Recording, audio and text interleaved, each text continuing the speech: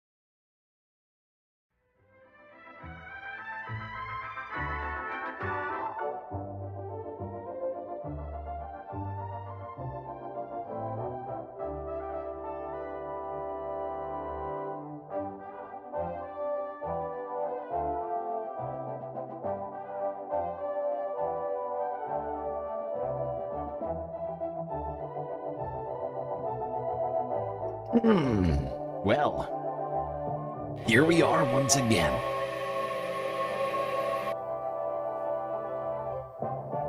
Somewhere between Earth and space. Just trying to figure it all out. We've got ourselves a lot to talk about here tonight, Space Fams. So, we better get right to it. As always, do not forget to buckle up those seatbelts, otherwise you might go floating off into that deep dark void. Never to be seen again.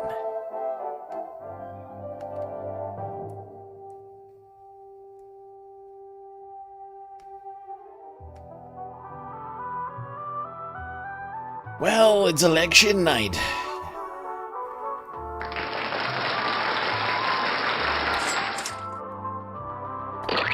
Okay, I got my sunglasses, I got my hat. I'm ready for the stream. Are you ready for the stream? That's the question, Space Fams. Arizona primaries. Voters voting as we speak. An hour and a half until the polls close.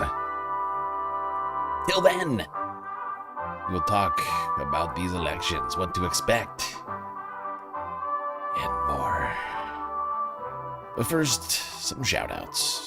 Mr. Spock, Hermit Horologist, Randy Terpstra, 123 in the YouTube chat, Paige Larson, a close fourth. Who else is here? Young Chris, Sweet Chewy, Fishbone, Perry, Big Jerry, Carl Schmidt, and others, I assume. All right, let's do it. Where should we start? Well, maybe we should just talk about the midterms more broadly. Seeing as those are coming up fairly soon. Let's go to the man who studied all the polls, all the numbers, the very, very best. Everybody's saying it. The great, great Harry Emden. Holy Toledo.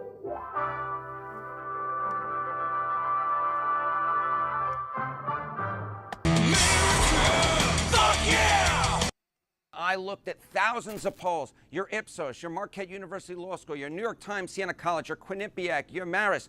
You say it, you name it. I looked at it, looking for Trump's biggest midterm red flag. And folks, I think I've actually found it. Now, let me set the stage for you and how I found it. Why don't we just talk about Donald Trump's popularity right now? It has absolutely plummeted over the course of his second term. Trump's net approval rating. You go back to the beginning of his second term, look at this. He was on the plus side of the ledger, plus 6 points. When you can put it on your hands, you know that it means something. Plus 6 points on the positive side of the ledger. But look at how far down he has plummeted, right down into the Hudson River here in New York City.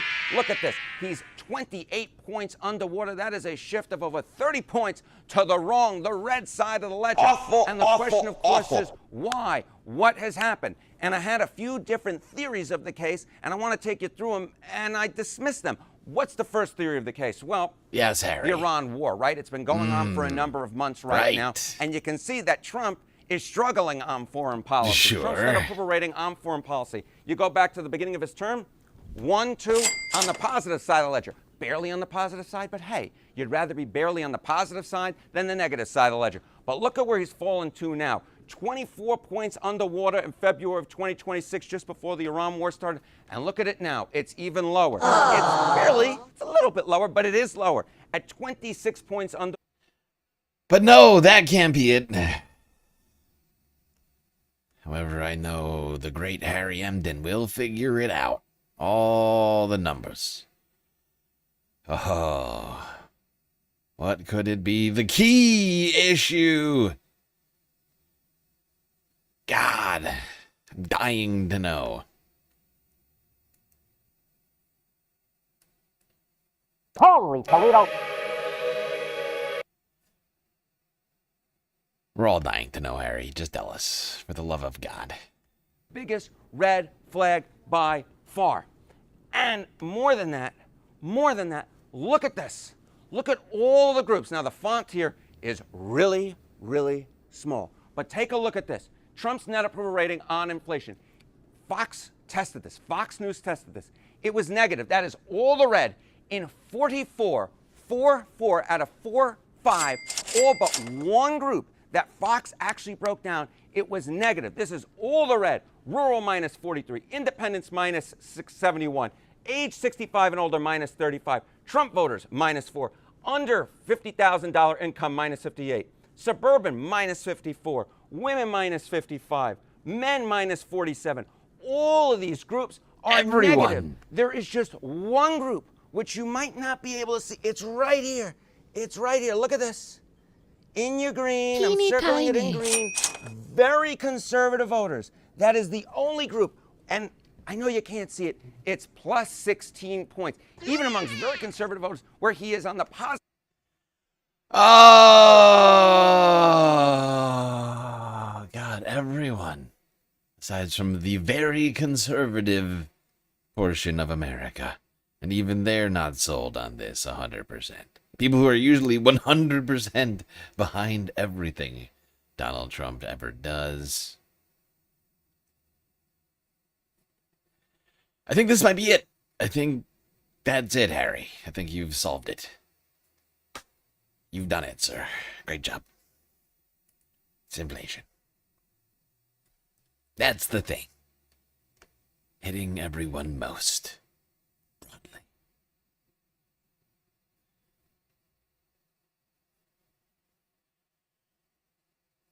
Oh, no. One of our chatters just got out of the hospital. Well, I'm glad you're out. I'm glad you're doing well enough to be not in the hospital. That sounds like an improvement. Sorry to hear you were not well.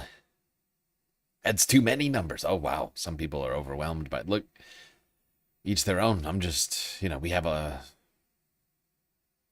a lot of people in this country got to keep track of. All right, let's go here. Local Fox 10 Phoenix from yesterday. Arizona primary elections. Voter breakdown. Key races. And predictions. Oh, it's very exciting. Tell us, Fox. Tell us. Oh. Hey, you might have just caught the image of Mike O'Neill there for a moment. Here he is. Hey, Mike. Mike is a longtime political analyst here in the Valley. What's your, as you look ahead to primary election day tomorrow, and do you think all the talk about mail-in voting is going to impact people's decision to in-person vote perhaps this time around instead of mail-in voting? Well, I think what the effect of that has been very clear, and it's partisan. You have Donald Trump saying you can't trust mail-in votes. So a lot of his people believe him, and they vote in person. And that's why when we look at the mail-in votes that comes in, and very often, especially if it's sent in late, is counted at the very end. You're a moron. That's why we have this trend that the day of election is more Republican. And as you count the later mail-in votes, it becomes more Democrat. Perfectly predictable. Your Republican president says don't count. Perfectly count on mail-in predictable. vote. By the way, that's the exact opposite of what it used to be. That's fascinating. It's like science. It's science. It's like election science. Republicans. Baby-brained morons. You're a little baby. What the fuck was that? You're a little baby. They vote on election day. They're the vast majority of the voters on election day. Although some Democrats forget to mail in vote. Happens to the best of us. But since Republicans are baby-brained idiots, You have a mental health problem. and they believe the election lies of the president, they refuse to do the thing that the president does in every single election, which is mail-in voting. I don't know why. Not sure what's going on there. Sometimes it really confuses me. In the old days, when mail-in votes was very small, it was called absentee voting. You needed an excuse, Right. and it tended to be Republican business people who are traveling out of state. And so the mail-in, I remember the first election that I covered in this state was 1980, Barry Goldwater. It was 1 a.m. I was on another station, and Barry Goldwater was losing his last election. And about 1 a.m., I went to the news director, and I think he was still behind. Yeah. And I said, I think he's going to pull this out. Because of those mail-in. Because of the mail-in votes, which were heavily Republican, and that's what happened. We were just chatting a moment during the break and talking. Wow, Goldwater stories. Oh, Fox 10 Phoenix is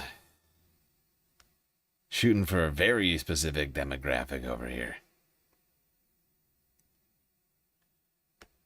We know that because those are absolute talk.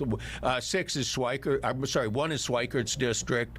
It's an even district, and it's got knowing because Schweikert's running for governor. Well, let's talk about it here. I mean, it is Amish Shah, Marlene Galan Woods, two fairly prominent names in Democratic Party circles. Very much so. Now, the extraordinary thing there, when we were off camera, I was mentioning there's almost no polling available on this. The only one I saw in this race goes back to February, so it's to be not terribly trusted.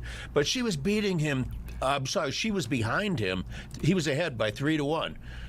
And the extraordinary thing that nobody really understands, she got an endorsement by the Democratic Congressional Campaign Committee. Normally, they don't involve them. Who was Barry Goldwater? He was a racist turd who ran for president like in the 60s, I think. You don't know him because he lost that election. But he was a real dick. We don't have time for Goldwater stories right now, but he sucked. In primary elections, and it's kind of a head scratcher why that is. Maybe there's private polling that they've done that shows that she's stronger than that. I think it suggests she has some pretty good connections in Washington, but it's really a head scratcher because usually they don't get involved until we have a Let's nominee. talk about some of these other races. Yeah. We still have about 3 minutes. Go ahead. Superintendent here, Tom Horn, Kimberly Yee. What do you think? She was the lead Republican vote getter in the last election. She's currently state treasurer. I think this is a case where, Tom Horn's been around forever, and the question is probably a little more well-known than she is for that reason.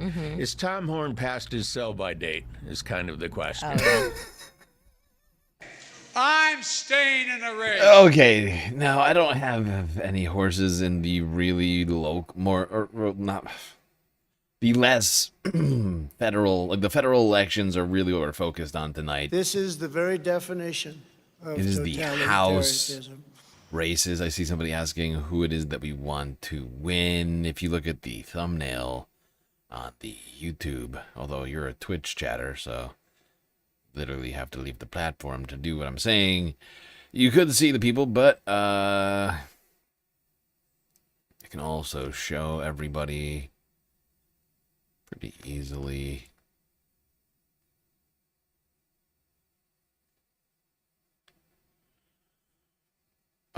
Here is the galactic spreadsheet of our elections. Tracking, endorsements list, and all of that I've been working on over here. I got at least 1, 2, 3, 4, 5, 6 recommendations and or endorsements in the 6 different primaries that are happening in the House. There's no primary happening in the governor's race for Democrats, so that one is not, there's nothing for me to talk about there. You got 3 unchallenged Democrats in 3 different primaries. Rick McCartney in the first, Yasmin Ansari, who's already, because she isn't an incumbent, in the 3rd, Kai Newkirk in the 4th, Elizabeth Lee in the 5th. Adelita Grijalva, also an incumbent, in the 7th, and then Raymond Keeler in the 8th. Some of these people, for those of you who don't know the system here, NC means no challenger. If you're in parentheses, you are an incumbent. If you get a little asterisk next to your name, you haven't endorsed all of the policies, galactically speaking, that you need for a full endorsement. But you're getting the recommendation due to the circumstances in the race.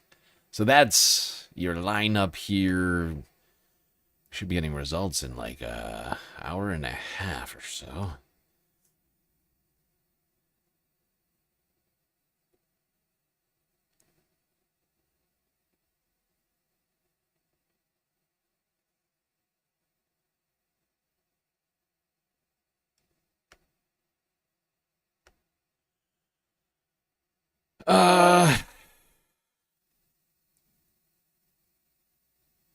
Just keep going through the clips that I've got here.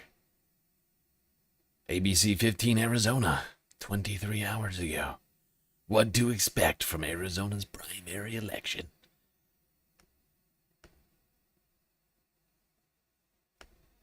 Hey everyone, Craig McKee here. Arizona's primary election is tomorrow. I'm here with ABC 15 data analyst Garrett Archer about a new way to have your ballot counted and what to expect once those results begin showing up at around 8 o'clock. Garrett, a lot of people may still have their ballots still sitting at home on their kitchen table, on their counter. What should they do with it? Can they still vote? So, yes, they can still vote, but I would absolutely not send that ballot through the mail. If you send it through the mail, it will likely not get there on time, so don't do that. Yeah, absolutely. We want those votes to count.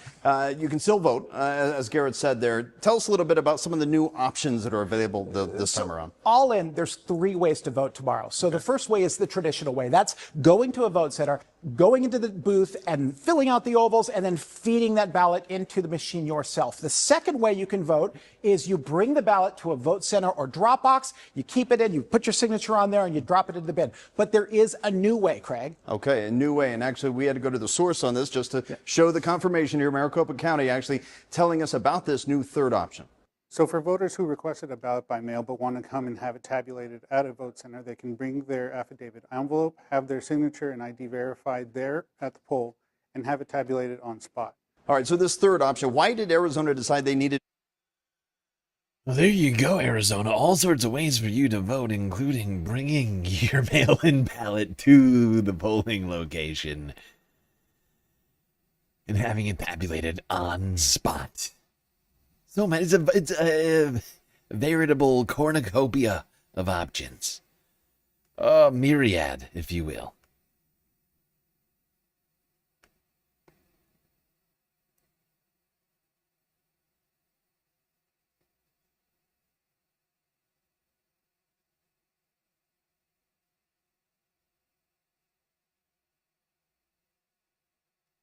All right, let's just take a quick look at some of the numbers here. Voting, how fast it might take to get in the results Of the vote counted. For 2024, it took 6 full days to get to 100% of the vote count. And for 2022, it took 10.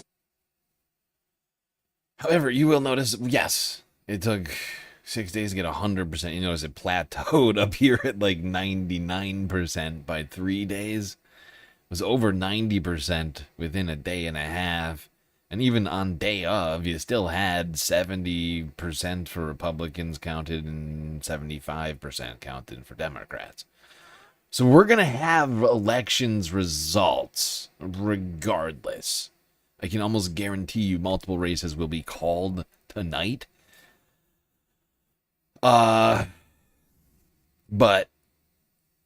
it's absolutely important information. We're not gonna have immediate full, counting of all the ballots tonight, but I'm certain each party will be calling the elections that are, blowouts, stuff like that. This is about time, but how many people are actually expected to show up and vote? In primaries, we see about 25 to 30% of Arizonans cast a ballot. We had record numbers in 2020. 2022, the last time the statewide executive offices were up, we had 35%. We're trending lower than that, so it looks like we're probably going to have turnout less than 30%. Why we see that? So right now, we have about 803,000 votes that are in, lower than all three of those, almost by a factor of 200,000, all the way to 2020. So it's about 2018's number of ballots cast so far. But there are more registered voters now than there were in 2018. So if we follow that around, we're looking at the lowest return rate of ballots so far in 10 years only. Wow. Wow. People are waiting really long time to return their ballots. I am trying to think of what this is attributable to. I think to some degree it's got to be indecision. People looking at their options and going, who do I pick from this mess? 19%, lowest return rate on early ballots in 10 years. Should be an interesting election.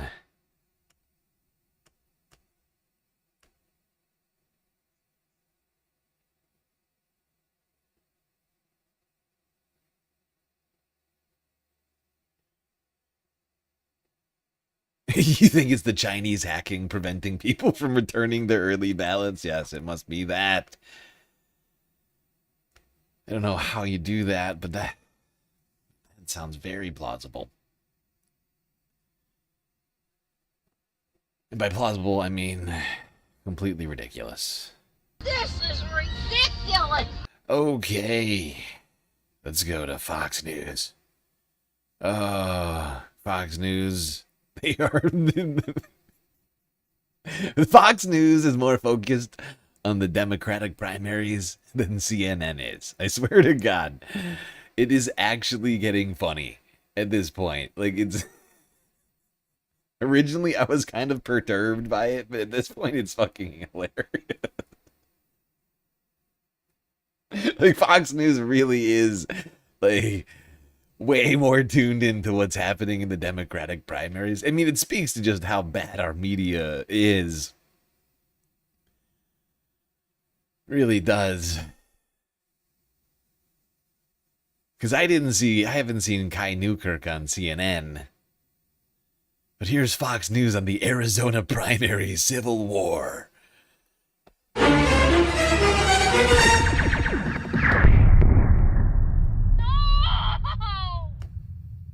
Today, four-term incumbent Greg Stanton will be the next Democrat incumbent to face a socialist primary challenge, and his opponent, Kai Newkirk, is making it clear what his radical agenda looks like. A communist! Stanton is just fundamentally vulnerable because on a lot of really important issues, he's on the wrong side of the vast majority of Democrats. Whether it's voting for the Laken-Riley Act when I'm fighting to abolish ICE, or opposing Medicare for all and taking money from United Health Group when I'm fighting to guarantee health care to all as a right, not a privilege. He's on the wrong side of most Democrats, and so when we're able to actually talk to people, they're siding with us. So we knew it was going to be a challenge to reach enough people fast enough, but all the data that we're seeing shows us that we've been doing that. Wow. Republican National Committee Senior Advisor Danielle Alvarez joins me now. Danielle, how is this possible in a border state like Arizona that the Democrat who actually supported the Laken-Riley Act is in danger of losing to a guy you just heard on your screen disparage it? Again, Arizona, border state. What say you, Danielle? The civil war in the Democrat Party is in full display. It's an absolute disaster for...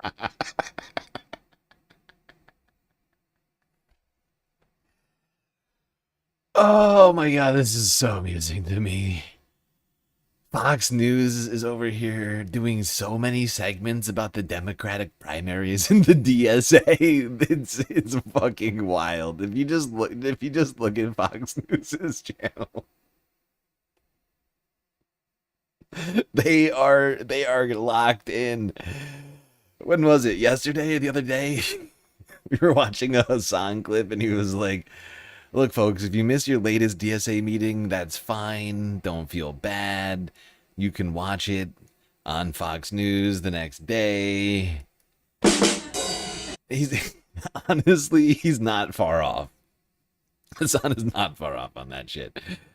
Fox News is so deeply focused on this situation. Oh, it's a goddamn civil war. I remember when they were, these kinds of guys were talking about some other kinds of civil wars. But no, this is the civil war we have to talk about now. Democrats versus communists. Americans who are registered Democrats who are more middle of the road, because you are seeing these elected officials, these candidates moving so far left. It's out of the mainstream. It's the rise of Zohran Mamdani. We saw it in New York. He won a couple seats there. We're seeing it play out in this critical battleground. How long do you think these Zohran haters are going to continue to intentionally mispronounce his name? It's really not that hard. And the fact is, they all do it so consistently, it can't be accidental. I almost feel like they misspell it on the Fox News prompters or something.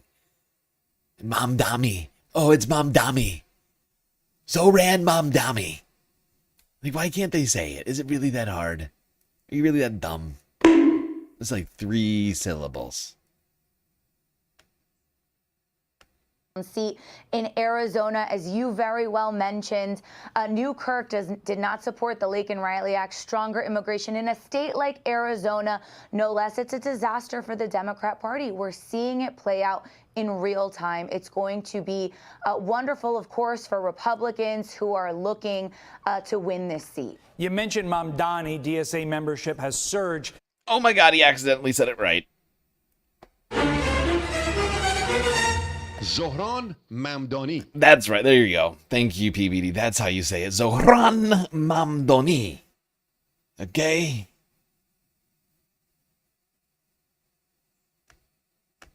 Since Zohran Mamdani launched his campaign in October 2024, DSA had 50,700 members. Now look, July this year, over 120,000 members.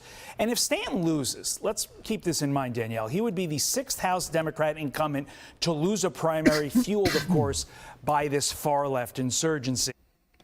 I'd like to point out that technically, the Arizona election they were talking about here, Kai Newkirk, he's not a Democratic Socialist of America candidate. But here they are with the DSA membership infographic 30 seconds later. Little disingenuous, guys. But that's the thing. They're just lumping anybody who is to the left of Democrats who are like, I'm not going to take AIPAC money and people deserve health care. That's a socialist. That's a Democratic Socialist. If you think Israel doesn't deserve bombs and that United Healthcare doesn't deserve record profits every year, you are a socialist. Oh, God. Right to jail, right away.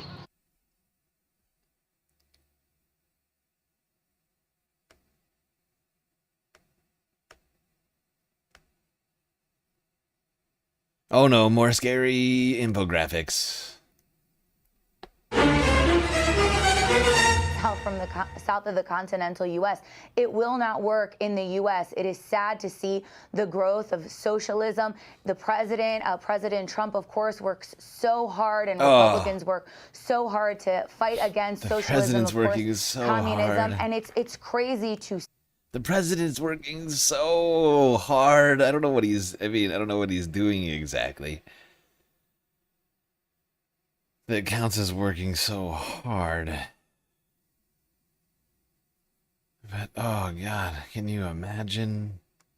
Hard to fight against socialism, of course. I'm actually struggling to imagine what he's done that this woman is claiming he is doing to fight socialism. I mean, if he was really working to fight socialism, he would do an FDR, right? He would do an FDR.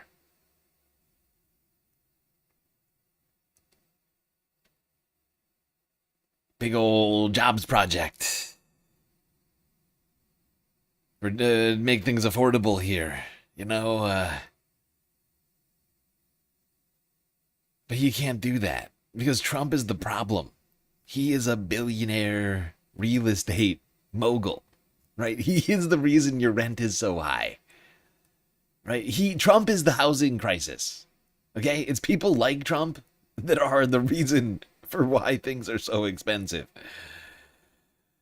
He can't solve it because he's the literal problem.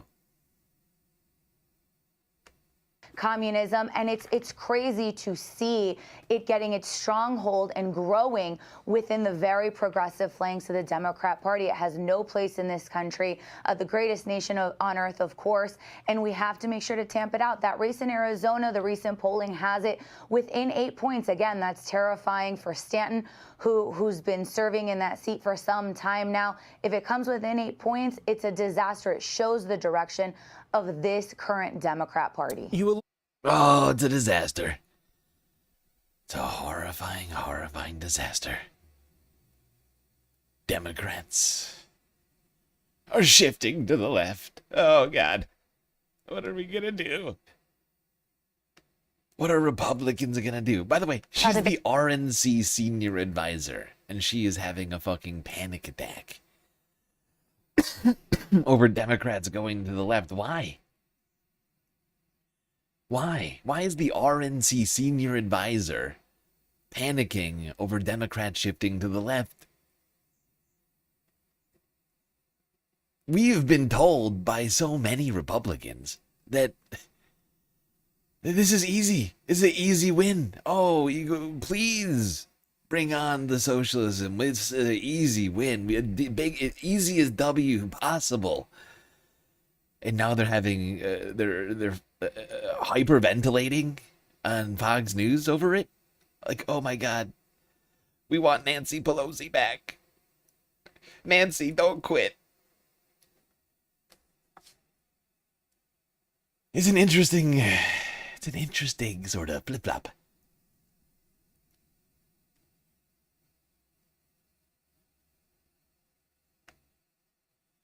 They went from, I guess we'd call fake bravado over the existence of people with actual social change, ideas on social change. They thought that's the easiest fucking W ever, to being like 5-alarm fire in a matter of like a month. It's weird. It's weird. Other big story that we're following on your Tuesday, You Decide 2026. The polls are now officially open in Arizona with our state's primary election underway. All right, Danielle is live with what you need to know on Election Day. Danielle. Good morning. So we're here at the Maricopa County Ballot Tabulation Center. We know that this is always such a busy spot here, especially on Election Day. It's going to get even busier, especially tonight once those polls close and all of those ballots are in and need to be counted here. So the polls will be open through 7 o'clock tonight, so still plenty of time to get out and cast your vote. Maricopa County voters can go to any voting center in the county to cast a ballot in person. The primary is for party nominees. If you are a registered independent, you can still vote. You will have to decide, though, which party's ballot you want to vote on. And there's a big change this year. If you have an early... Speaking of which, just a reminder once again to anybody listening right now, you've got the polls closing in an hour and 6 minutes. You still have time to get a vote in for one of the galactically recommended and or endorsed candidates. Oh, yeah. People like Rick McCartney, Yasmin Ansari, Kai Newkirk,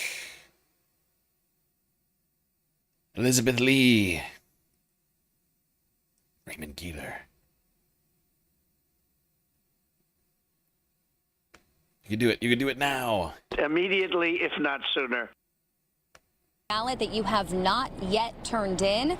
A new state law is allowing voters to turn in their ballots today, and if you show an ID to a worker, the barcode will be scanned there and it will be tabulated on site. That is a big change from previous elections when late earlies would be collected but then still needed to have those signatures verified. That process slowed down the ballot count, leading to a longer wait for those official results to come in.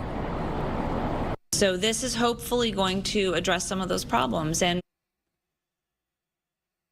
yeah, there's no problems. And now Arizona's elections have even more options for the voters. All right, let's bring in the group.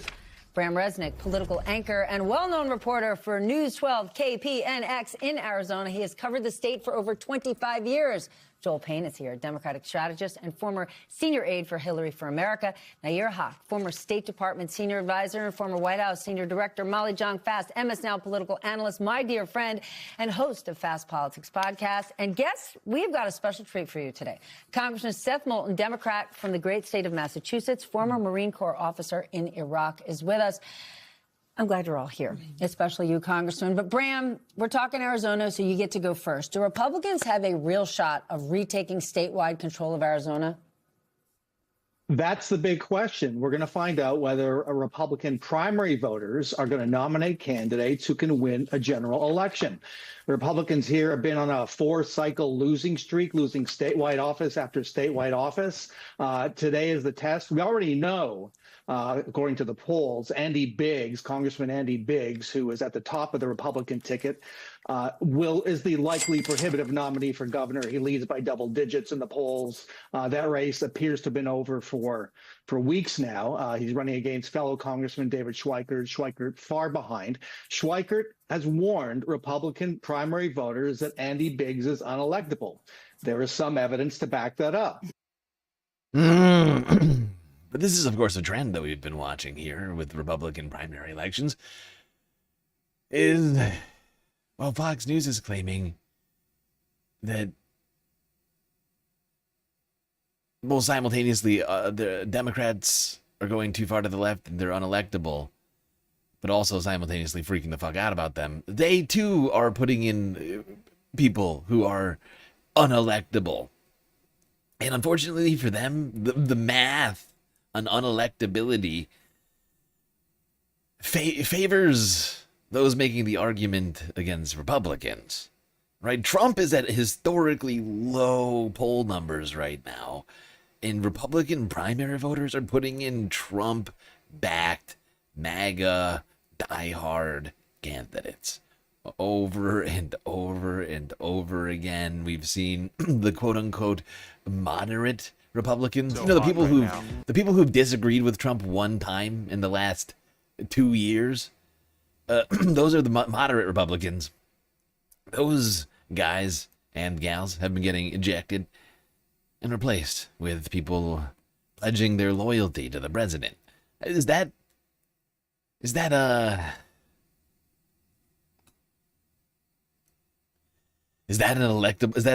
election strategy that's going to win? I got remonetized. No, I didn't get remonetized. Why are you saying I got remonetized? What makes you think I'm remonetized? He is an election denier, tried to overturn the 2020 election. So that might not be a great start for taking back statewide offices. We can talk in more detail about the challenges Katie Hobbs faces, but that's right off the bat. Other races farther down the ballot may face similar challenges. Congressman, what is your thought? All eyes are on Arizona. What do you see as the biggest challenges for Democrats here? Look, I mean, Biggs is a disaster. And so we just you work with the guy. Biggs the bigot. I mean, he's not a good candidate for the Republicans. But we've got to show that we can actually connect with voters in a meaningful way. That, you know, one of the best conversations I had about the Democratic Party before the last election with the Marine I served with. He said, look, I'm an independent. You know, I know what's going on. I don't want to vote for this guy, Trump. He's a nutcase. But you Democrats are so out of touch. There are a lot of people in America who feel that the Democratic Party. I mean, Moulton over here is correct, but I would argue he too is out of touch. Let's not forget Seth Moulton over here. I think that's his name. Like right after Biden lost the 2024 election, came out and blamed it on trans people. And that like Kamala Harris was too pro-trans. Honestly. Right analysis from the wrong guy. Yeah, Democrats are out of touch, but not for the reasons I think that you think. Or maybe he's or maybe he's changed his analysis. I don't know. Hence the question mark. Yeah, I guess it was unprompted, I guess, and so it sort of led me to think that there was something leading you to think that I was remonetized. You see what I'm saying? Like it kind of came out of the blue, so it made me think like a commercial ran, or like you suddenly had the option for memberships, or I don't know, something like that.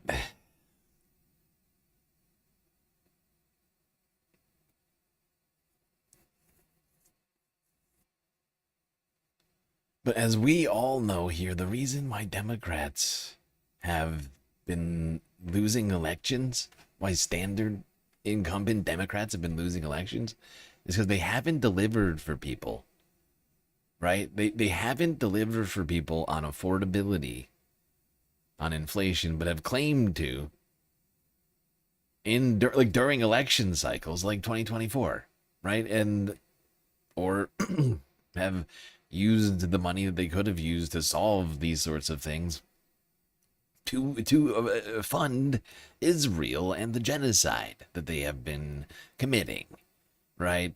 Democratic voters have objected to that for a while now. And so that's not helping the incumbents right now. Also, all the incumbents to some degree are complicit in having,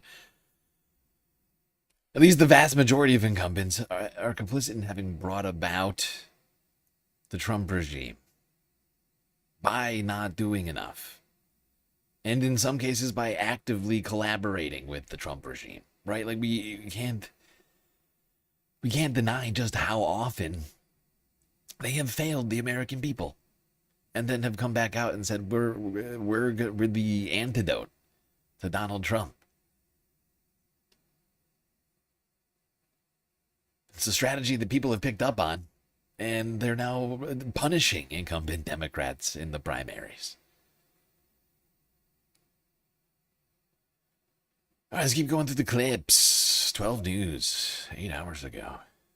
Voters across Arizona are deciding who will advance to November's general election in several high-profile races. Our Tori King is live at Memorial Presbyterian Church in Phoenix, and she's inside Congressional District 1 with a look at some of the biggest contests on today's ballot. Good morning.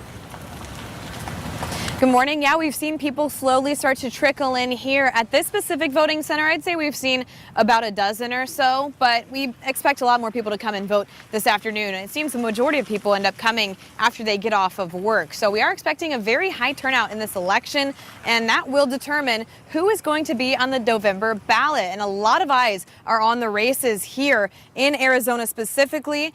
Here's what you need to know. The polls do remain open until 7 o'clock tonight. Maricopa County voters, you guys can cast your ballots at any vote centers here in the county. Right now, voters are helping decide one of the state's most closely watched primary races. That's the Congressional District 1 battle. And that's just one of several high-profile contests that residents are voting on today. Voters are also choosing party nominees in statewide races like the governor, the attorney general, secretary of state, and superintendent of public instructions.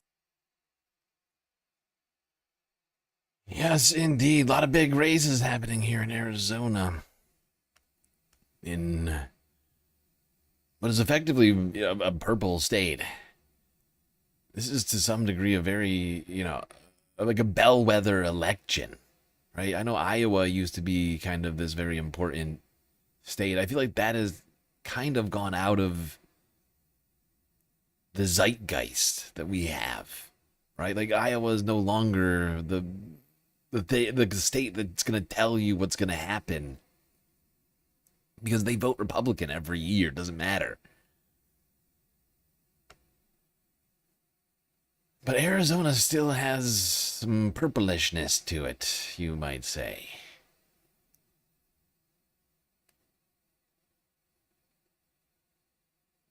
Did I get any sleep? Yes, I did get some sleep. Thank you for asking. It's very thoughtful of you to ask.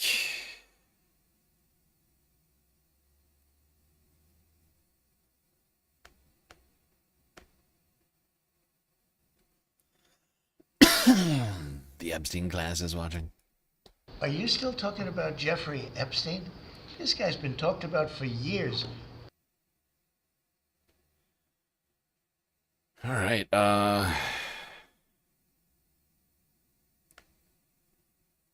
went through the clips even faster than I thought I would.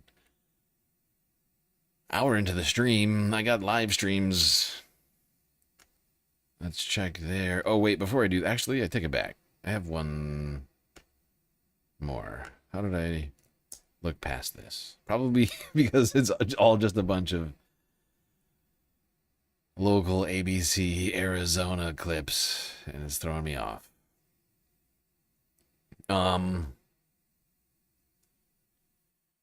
Okay, actually have one more MS Now clip.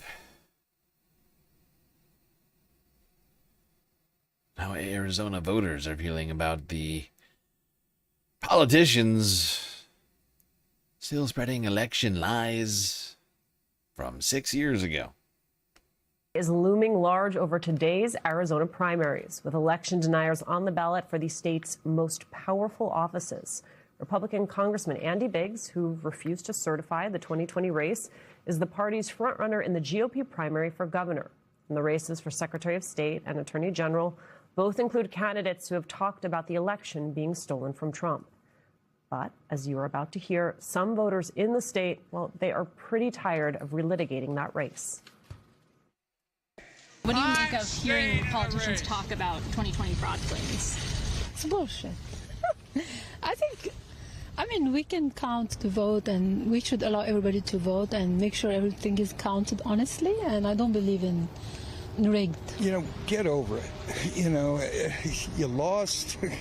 Get over it. You're like a child. It's like, come on, that's foolishness, and no, that's just a waste of time, and I don't like that. It's sad that you're a little someone that baby doesn't win just claims that it was all a sham.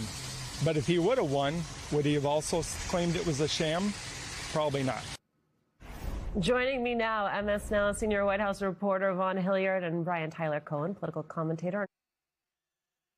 Yeah, there we go. We don't need BTC's commentary, but the voters, they are sick of it. And this is exactly what I was saying the other day. I was like, please do this. Please bring back 2020. Please do it. And he's doing it. And all of his little minions are also doing it. And I think it's a real dumb idea that I totally support. Like, broadly speaking, America's, like, Jan 6th was bad. And he's like, but was it? It's like 2026, and he's like, but was it, though? Are you sure it was bad?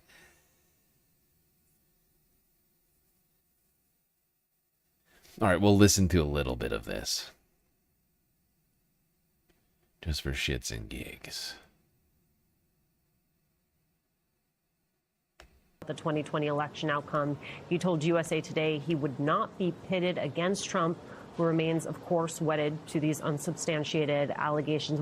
What is the strategy there? Like, who in the base is he trying to appeal to by not putting distance between himself and Trump? He knows that Kerry. My God, Ducky, are you in Arizona? This is ridiculous. This is ridiculous. You finally filled out your ballot today, but you need to return it. You need to return it in the next 50 minutes. Thankfully, due to Arizona's new election law, you can bring your filled out ballot. Oh, you're not in Arizona. Oh, okay. I was a little confused. I was like, It's like, dude, you got 50 minutes to get to a polling location and turn that thing in, or it doesn't, or it becomes trash. Immediately, if not sooner. Becomes trash immediately. Lost by 17,000 votes 4 years ago. Oh. And Carrie Lake ran on election. You're in Michigan. That's good. That means you have 2 weeks to return it.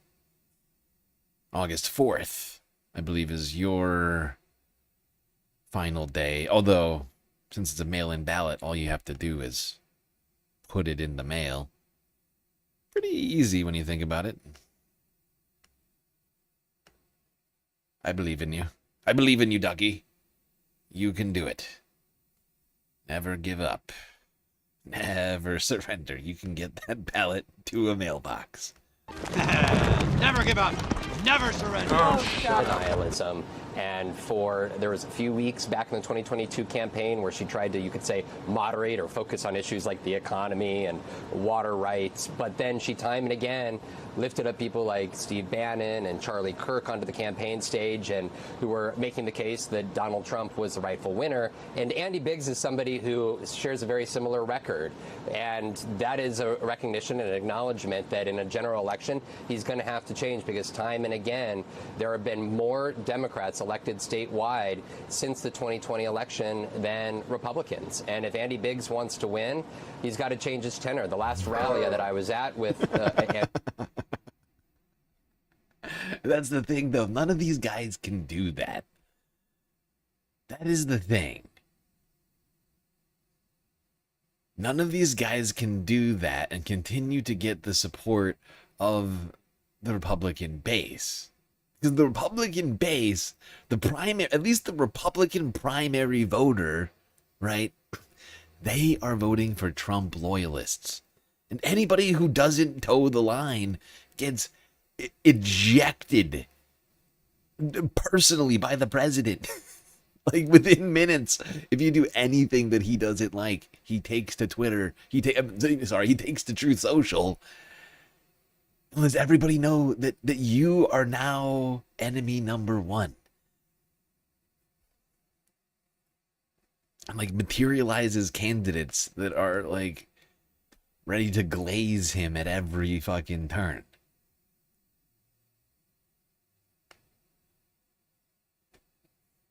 And there's no way, like in the general, if these guys try to all turn to the center,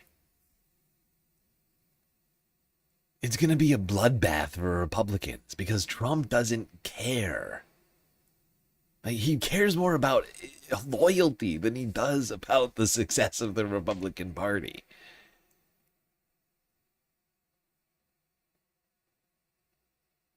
I'm here for it.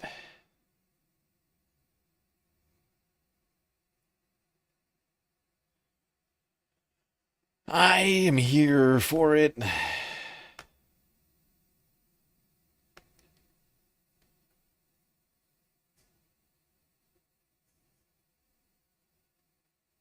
Like I've been saying, I think if we get the right candidates through the primary to the general in the Democratic Party, we can get a blue wave.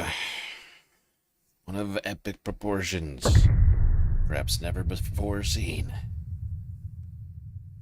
I mean, Trump is really unpopular.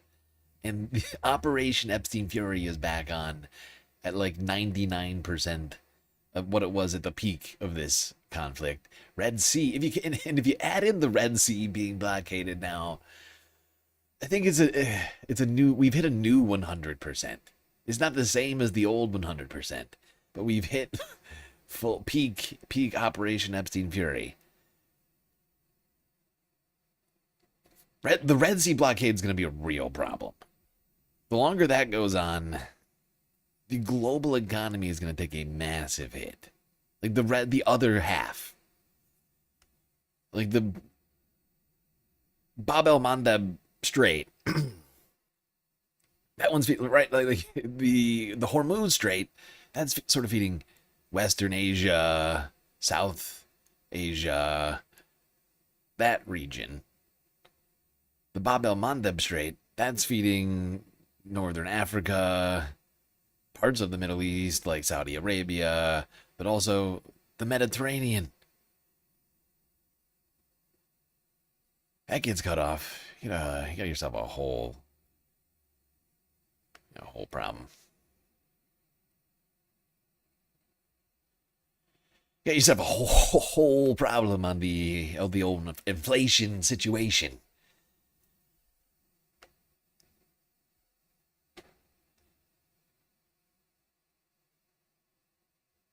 And that's been the issue, as we mentioned at the very beginning of the stream. It's plaguing the president the most. But of course, most issues, Trump's popularity rating and, his handling of most issues has plummeted. But it's inflation and the economy that is the worst. Republicans have been paramount, intrinsic to all of that, in allowing Trump to do everything he's done. Every single Republican in elected office has had a hand in this. And it is going to be real easy to tie them all to it, because they're all a bunch of loyalist, cultist weirdos, right?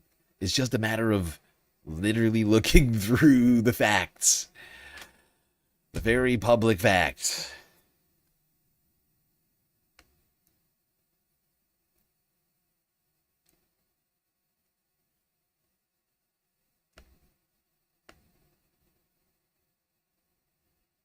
All right.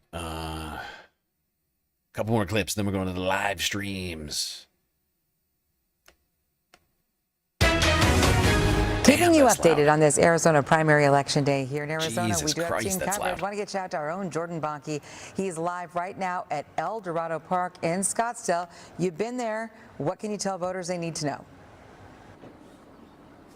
All right, well, for the folks that are at home, a lot of people want to know about those results. Well, the polls close at 7. If you're in line before 7, you can still cast your ballot. And the key races that ABC 15 and a lot of other local media are going to be keeping an eye on. It's not only the superintendent of schools race, but also the Republican side of the gubernatorial ticket, the Secretary of State, and those 2 open congressional seats. This is a primary, Kaylee, that used to be in August, but state lawmakers, they moved it to the second to last Tuesday in July. So election officials will have enough time to meet the federal deadline for election results if a race needs to go to a recount. So here's what's new this year is that anybody who has a mail-in ballot, that green envelope, you sign it, you can bring it to one of the 200 Maricopa County polling locations and you can scan it in yourself. So voters who are independent, they can go in and they can pick today a party ballot, whether that be a Republican, Democrat, or no labels party. So you as an independent voter can go and pick your ballot today. Again, It's indeed so many voting options here in Arizona. You're really blessed. Really blessed with voting options in Arizona. Enjoy it. So much democracy happening. Freedom! So much democracy, so much freedom. Good God.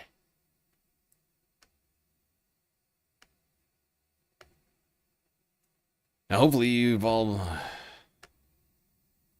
gotten there at this point. 41 minutes left till polls close. Decision time.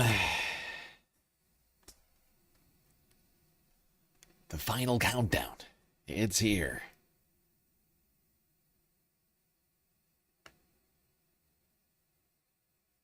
What did I just do? What's on your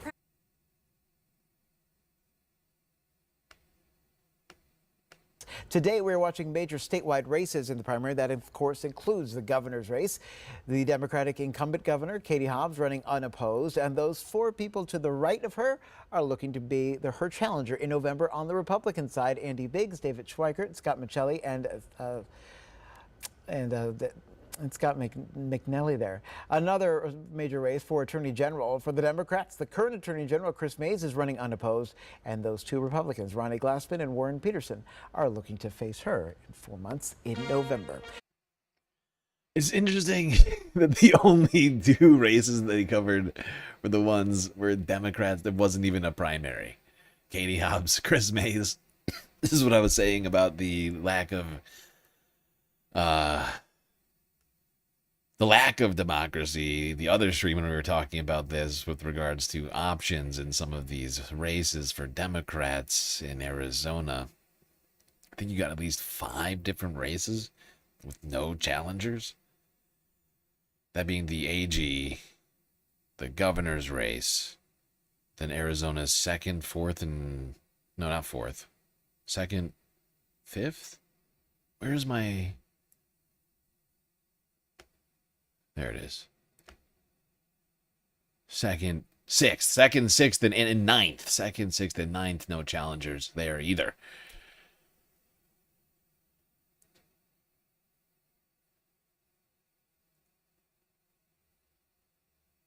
Although it's nice to be in, it's weird and also nice to be defending 2 incumbent Democrats in Arizona in the form of Adelita Grijalva and Yasmin Ansari. Around here, we mostly have been opposed to practically all incumbents. So it's just like a default setting around here. You gotta be special to be an endorsed incumbent. But, whoopsies, what did I just do? Yeah, I mean, seems like probably everyone's gotta have gotten all of their votes in at this point. I'm gonna switch to the live streams here and just sort of post. Okay, this is not helpful. Oh, damn it. I should have known that this, by the title of this. I'm an idiot. There's a Fox 10 Phoenix live webcam feed that I assumed was, like, the thumbnail says AZ Election Day, but then the title at the end of it says from around the world. I just didn't read the whole thing like some sort of moron. Oh, that's not helpful. I wanted like polling location. That's what I assumed local Fox 10 Phoenix would be doing. With a thumbnail like, can you see my confusion real quick? Just follow me here. Tell me that I'm the idiot.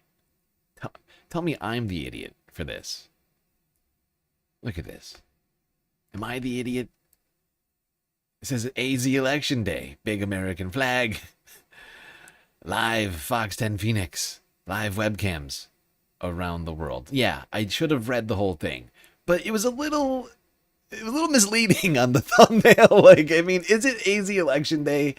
Technically, yes. Is that what I just clicked it? It was live coverage of Chicago, Illinois.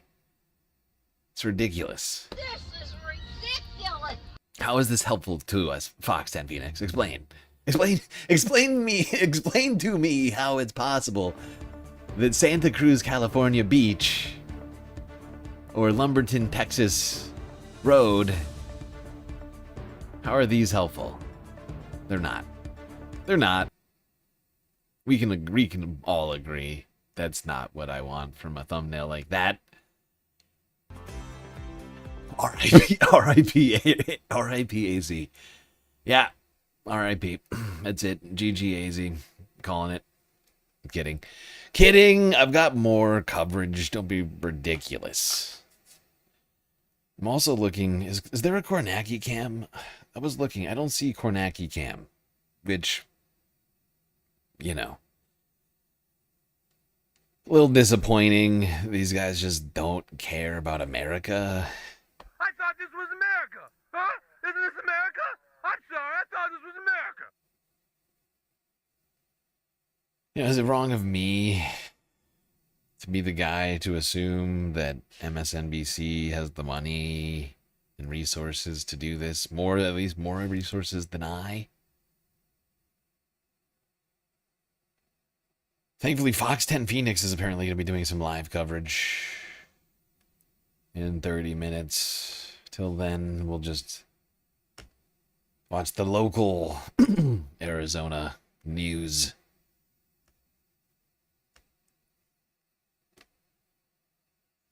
You get fooled by the Fox live cam all the time, so it's not just me. Thank you. Thank you, Cassandra. Thank you, Cassandra. You are my hero. You guess AZ isn't as interesting as sexy primaries from New York? Don't say it, Glitchmaster. Don't say it. Just as sexy. God damn it. Oh, so sexy it hurts.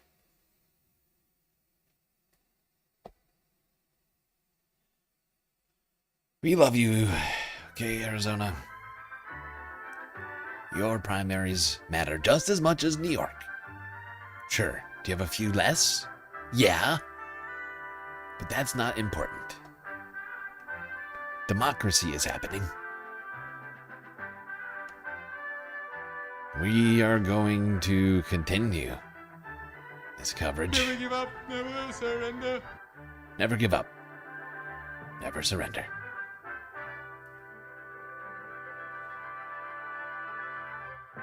You're still very, very important to me. And to the democracy. You've got 9, count them, 9 House seats. That's about right in the middle. You know, it's not Montana. It's not Vermont. It's also not Florida. It's not New York, but that's okay. You're flying under the radar. And that just makes more opportunity for greatness when you think about it. People are undercounting you. You can prove just how awesome you are in these elections. Okay, write that down. Write that down. So you don't forget.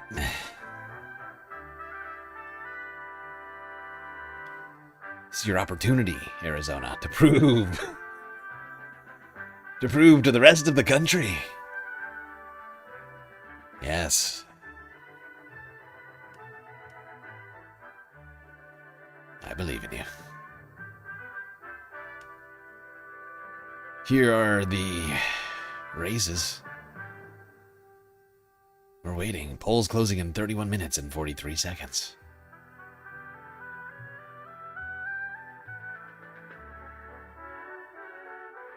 Oh, yeah. Here are some of your galactically approved and or recommended candidates. Rick McCartney in the first. Yasmin Ansari, who I just realized is going unopposed. And so is Adelita Grijalva. That's crazy. How did I not realize this? They're going straight to the general. Kai Newkirk in District 4. Elizabeth Lee in District 5. And Raymond Keeler in District 8.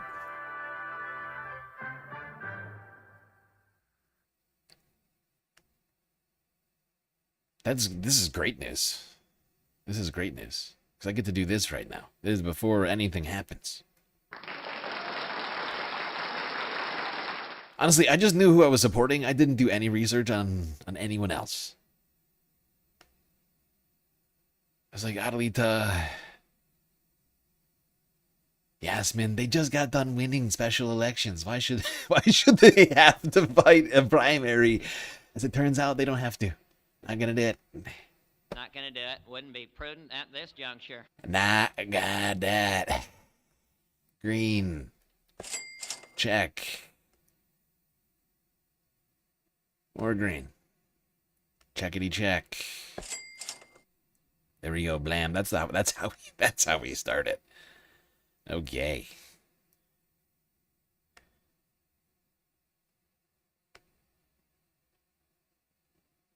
You were in top chat this whole time? What does that say about you as a mod? Good God. Wow. Yeah, I'm not gonna stick on this subject. I feel like you got stuff to work on over there. It's like a personal thing.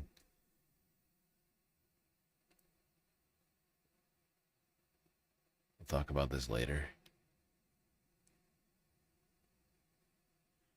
Local honey. Local honey ads. Alright, hold on. I'll listen to what they're saying. Oh, they're saying nothing. They're saying nothing. Just random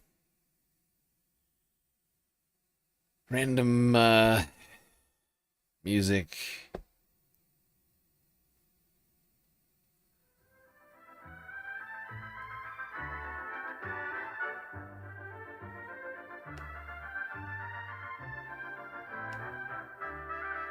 A war criminal pedophile rapist?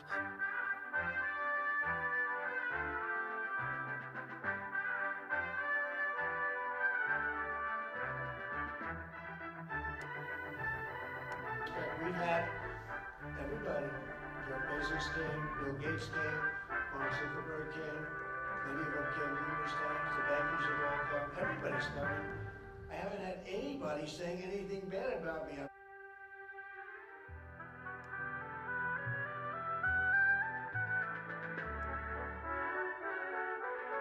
I will say thank you very much. I love you, sir.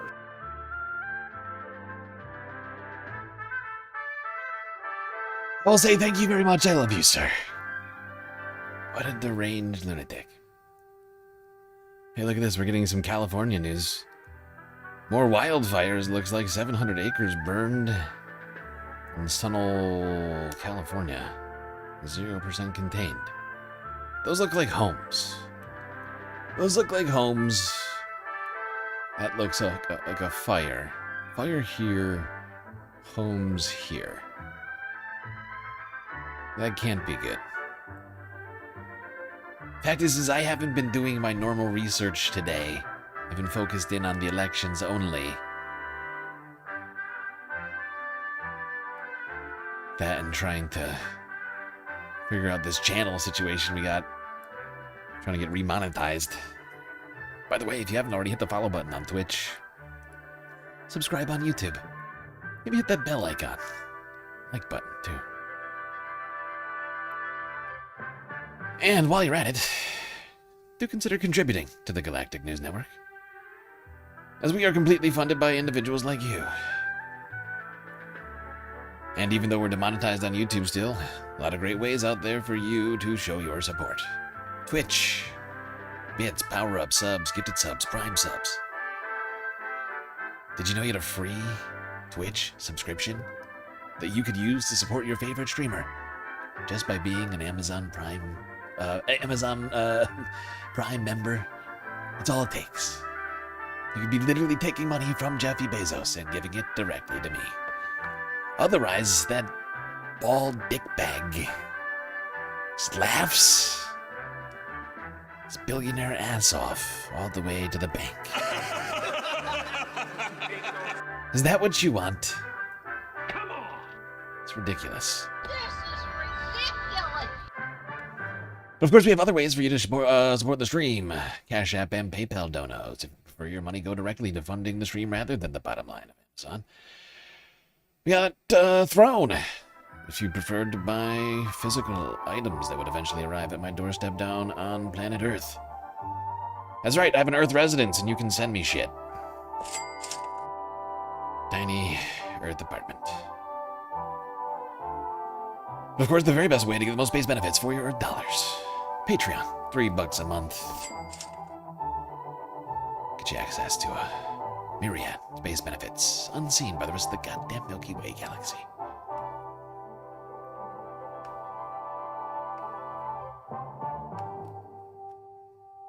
Polls closing in 25 minutes in Arizona. Immediately, if not sooner. You have Amazon Prime tell you how to do the Twitch thing. There are YouTube tutorials for people just like you, Fishbone. I think it'll do a better job of explaining it than me. Just make sure to watch the most up-to-date one, because it changes sometimes. Which is why I don't feel prepared to adequately explain it to you. Just know that the option exists, and supposedly is fairly easy to do.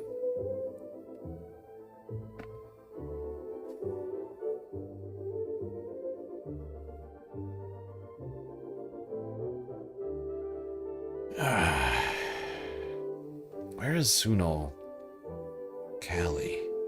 Shit, my phone's done. No, don't do it. Oh, God. Plug. Yes, I've done it. Great success.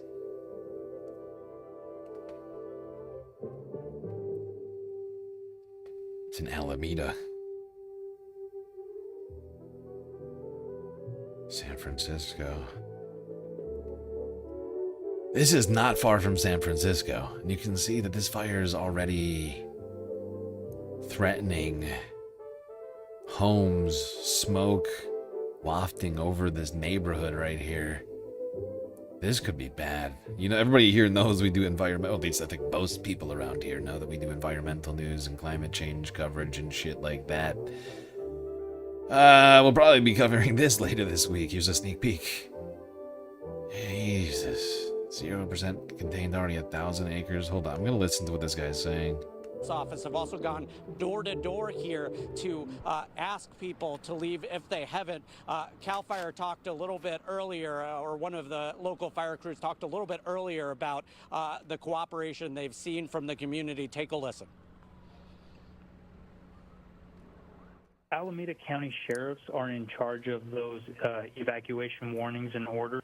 Again, continuing with the drops, with tanker drops, and the helicopters assisting the troops on the ground to slow down the fire. So what we've seen here is certainly a number of CAL FIRE choppers dropping water onto this fire. The good news, there are a number of small bodies of water immediately surrounding this neighborhood that they appear to be accessing right now. We've also seen fixed wing aircraft over this neighborhood dropping retardant to kind of fortify those fire lines. And then along with that, we've also seen some of those heavy dozers come in here, probably about 3 or 4 of them ferried in here to help fortify those lines as well. And then from overhead, we've heard through you guys that they have been fortifying that line as well with a number of hand crews.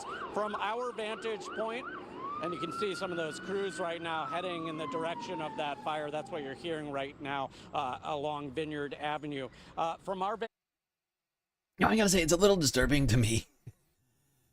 It doesn't make a ton of sense to me that Fox 10 Phoenix isn't covering the elections already. As the polls are closing, we're 22 minutes away from the polls closing. They're talking about California. Have some pride. Have some goddamn pride, Phoenix. For the love of God, cover your own elections. They're almost over. Point, we are not able to see any of those flames, but I have spoken with some people that live in this community, and they say if you kind of access some of those smaller roads around the bend from here, you can spot some of those flames. So this is something they're taking incredibly seriously. It does appear to be their focus, and while the winds at the moment do appear to be cooperating, they're not taking any chances. And Zach, while we have you here, are we seeing fire crews? Are they staging in those neighborhoods that are closest to the leading edge of this fire to try to protect those homes? That is our understanding, and if you look at a map of this neighborhood, these small streets kind of go right up against where that smoke is. So, and 50 acres here, and obviously we still have 0% containment. Okay, I'm gonna mute this and go back to looking at some of the, I think we'll just look at some of the candidates who are running for, oh wait, now they finally switched to the election, you bastards. What are they watching the stream? That's incredibly rude. How rude. Oh, God. Go fuck yourself. This is a look here at the work underway in Phoenix. Let's go live tonight to Fox 10's Steve Nielsen, who joins us from Maricopa County's ballot processing facility. A busy place to be on this evening. Steve? It is. This is going to be the heartbeat of it all in just a few hours here once the polls close. Now, to be clear, there are so many interesting races going on in this primary that will be nationally relevant come November. First, talking about the Arizona governor's race, several Arizona Republican congressmen vying to take on Democrat Katie Hobbs, who's our current governor here. And then also Congressional District 1, that is a true toss-up district. Very tight race on both the Democratic and the Republican side of that race as well. And again, once these polls close here in just, 20 minutes now, actually, that is when we'll start seeing all of the trucks bring that equipment out here for everything to start being tabulated here. At 8 o'clock is when we'll get a big release of that ballot drop. We're talking about over 500,000 votes we expect to be released right at 8 o'clock. This is actually going to be a major test for Maricopa County as they try a few new tools to speed up election results, a dry run, if you will, for the general election in November. Mail-in voting, very popular here in Arizona, but one category of voters that always slows down the results every election, they're called the late earlies. They're the people that turn in their mail ballots in person on election day. The problem is they then need to be signature verified, and that process takes time. But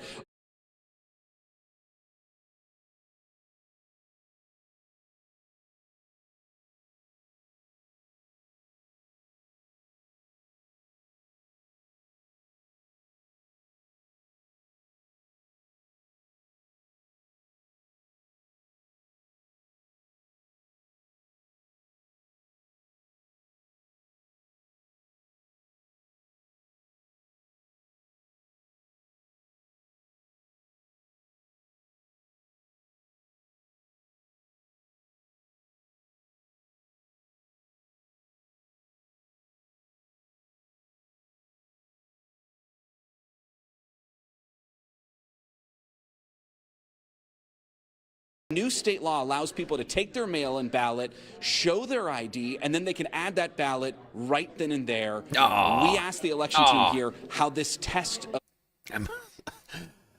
Why? Why was I muted? Oh, I was snacking. I was loudly snacking and I forgot to hit the on-air sign. Like an idiot. I made a huge, tiny mistake. Like an idiot. What was I saying? Oh, right. I feel like this new mail-in ballot system that Arizona's got is for like the most conspiracy-brained election weirdos on the planet, right? It's like it's for the people who need the physical ballot weeks ahead of time so they can inspect it and make sure it's not made of Chinese bamboo. China! And then don't trust anyone.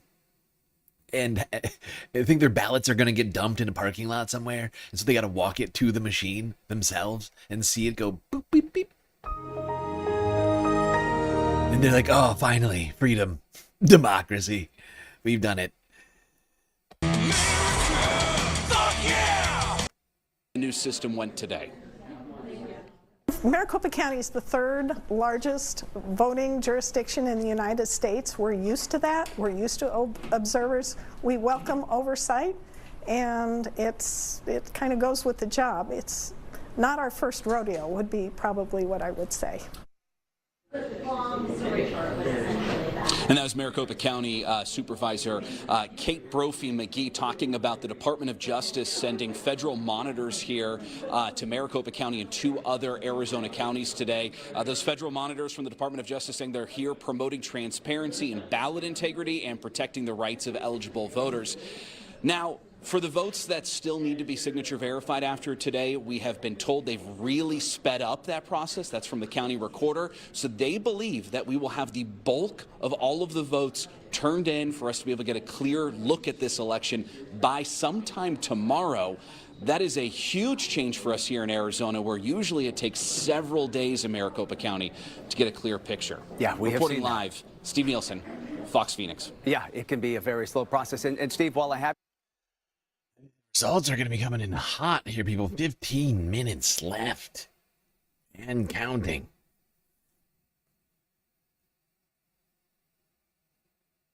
And like we saw earlier, the results are going to come in, 70 to 80% of them, on election night. And with hours, we'll be well over that in terms of counting.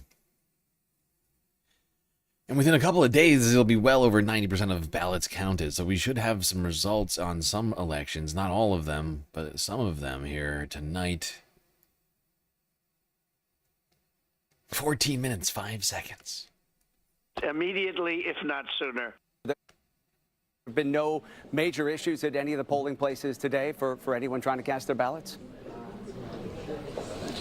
The county supervisor actually used the phrase, "This has been a very boring election so far." I'm not sure boring elections are great for TV news, but they're pretty good for election workers. They absolutely are. All right, that's Fox 10's Steve Nielsen, live for us tonight in Phoenix. Steve, thank you. And as Steve just mentioned a moment ago, Arizona's biggest race is the contest for governor. Major candidates here include the incumbent Democrat, Katie Hobbs, the only Democrat appearing on the ballot today. While on the Republican side, 4 candidates are running to unseat Governor Hobbs. They are Congressman Andy Biggs, businessmen Ken Maselli and Scott Neely, as well as Congressman David Schweikert. Let's get some more perspective here on that race for governor, as well as Arizona's political climate here on this election day. And we're going to bring in Sonoma State University political science professor David McEwen. Professor, always good to see you. Appreciate the time here. Let's start with that race for governor that everyone is focused on here. Which of the Republican candidates you think has the edge in this primary and kind of gives the GOP the best chance to flip the governor's office? All right. So you want to look at Andy Biggs, one of the leaders of the House Freedom Caucus, so certainly a big national profile. One reason for that is, look, Republicans think that Katie Hobbs is amongst the most vulnerable Democratic governors in the United States. So they're really going to push hard in that state that went for Biden in 20, Trump in 2024. They're really going to push hard. Pay attention to the difference between. All right. We could watch this right now, but instead we're going to watch There's this. a common truth in my view. We're part of a greater shared being, and our suffering is bound together, and our freedom is bound together. We cannot truly make an Arizona that we can afford if we don't stand up to the power of the billionaires and the corporations that are screwing over the working class. And to those who will defend the status quo of corruption, there will be a political price to pay. My name is Kai Newkirk. I've devoted my life to leading at the front lines of nonviolent movements for justice, for democracy, and now I'm running for Congress here in Arizona's 4th Congressional District, because I will not stand by and let the oligarchs have it all. More than 400 people were arrested to protest the influence of big money in politics. I'll go to jail for justice again before I ever take a dime from AIPAC or any corporate interest. You guys walked from Los Angeles all the way to Sacramento. We're walking from Philadelphia to Washington, D.C. to call on Congress to end corruption and give us a democracy that works for all.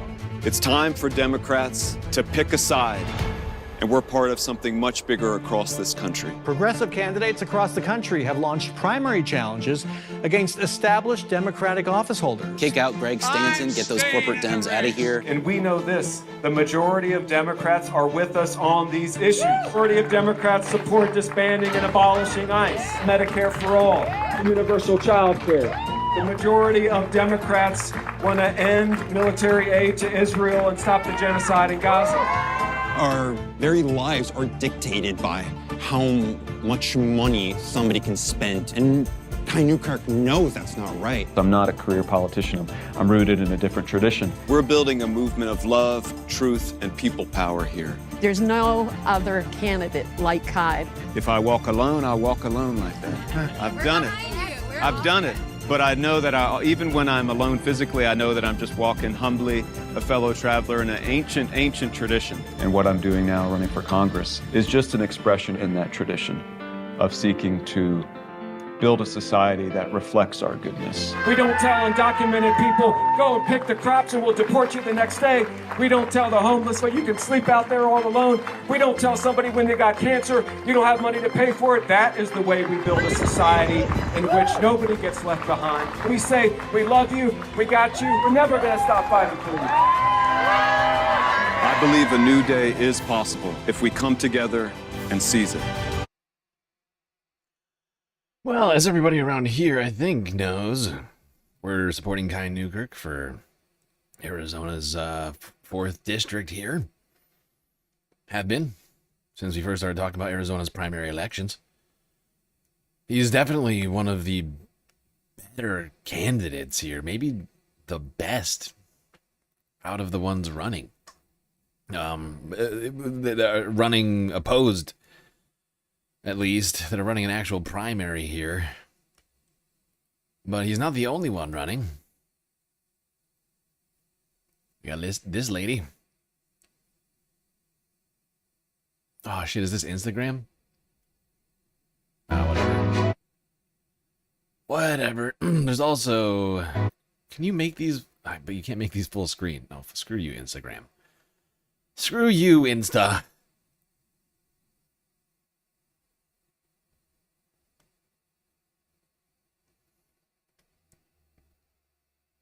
All right, this is Elizabeth Lee. This was her at a city council meeting 7 months ago in December 1st. On December 1st in 2025. Speaking on ICE enforcement in her community.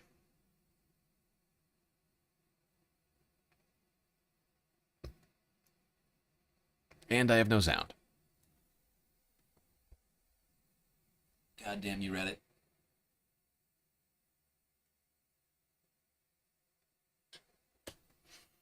Take 2. I made a huge, tiny mistake. Statutes are forcing information sharing with ICE even when the underlying issue is a traffic stop or a civil matter. The data here shows the consequences. So since October 1st, 73% of people detained by ICE from our community have no criminal conviction.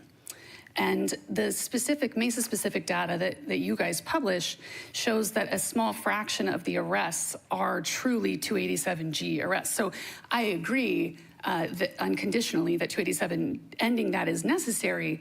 But on top of that, when you combine the remnants of SB 1070, the federal information sharing rules, families are quickly learning that it's not safe to call Mesa PD for help, because they don't feel that they will be kept safe even when they have no criminal conduct. So you guys obviously can't change federal law tonight, but what you can commit to is something I've heard you all talk about quite a bit tonight. It's been very impressive, and that is transparency, right? So let's publish the stop data. Let's publish the ICE referrals. Let's publish detainer outcomes, right? The question here seems pretty simple. Do we want Mesa Police to be feared as an extension of ICE and to be a distraction from our good Mesa PD's good policing efforts to keep our neighborhoods safe? Or do we want to back local policies that are going to keep those profiling incidents alive? So thank you for the opportunity to share with you the community's concerns. Thank you, Elizabeth. Statute. So yeah, we talked about this. We watched this clip the other day, and I looked into what a 287G is. It's like a local ordinance that made it so that cops could act as immigration enforcement, as stand-in ICE agents,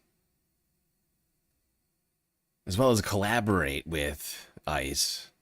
But also, literally, as I can't make this as clear as I'd like, but they were acting as ICE agents, right? So you had police showing up for whatever, doing a traffic stop, and then suddenly asking people about their immigration status. It's crazy. It's fucking crazy. And Elizabeth was there at that city council meeting speaking out against that ridiculous policy.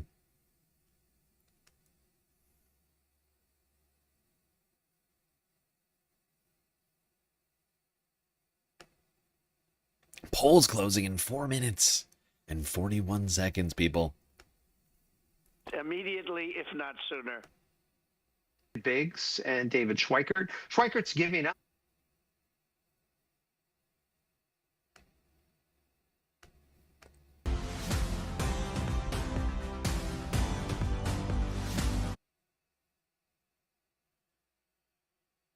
Okay, this is the election coverage. It's supposed to start in 4 minutes. Just sit here for a second, I guess. Go back to the office. Oh, I want to say thank you to Glitchmaster for the dono on PayPal. Really appreciate it.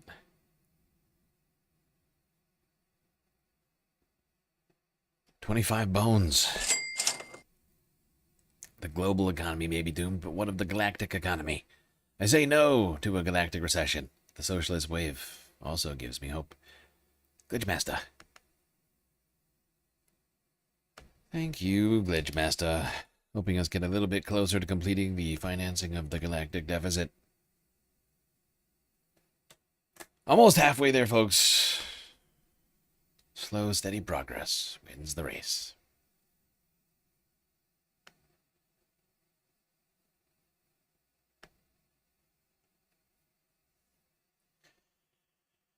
Oh boy, 3 minutes.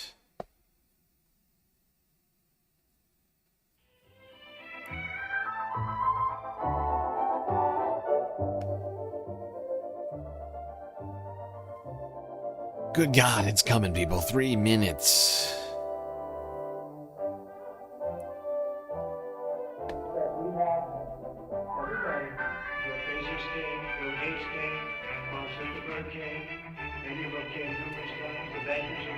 Everybody's coming. I haven't had anybody saying anything bad about me.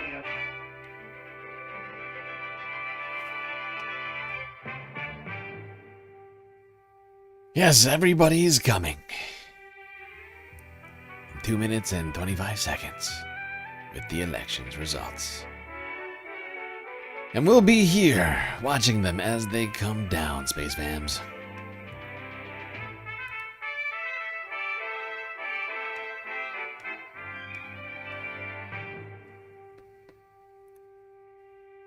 Is Arizona the only primary? Yes.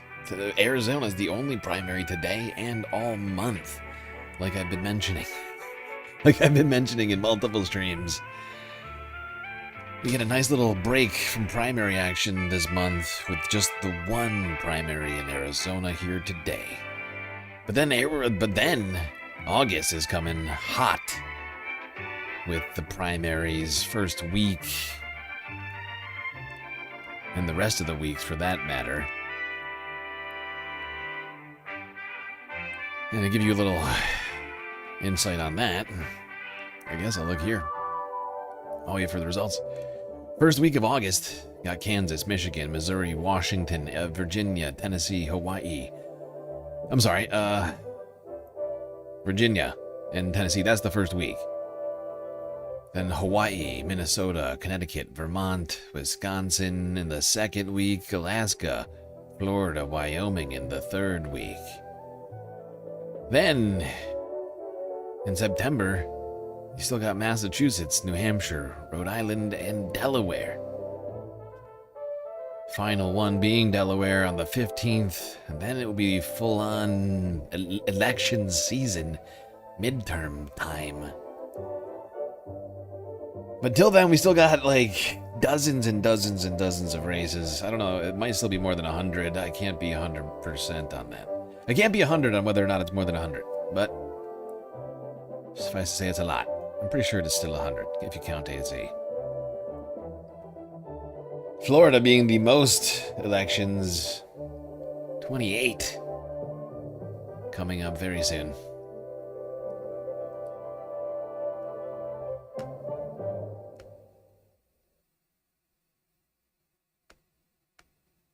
It's 9:59.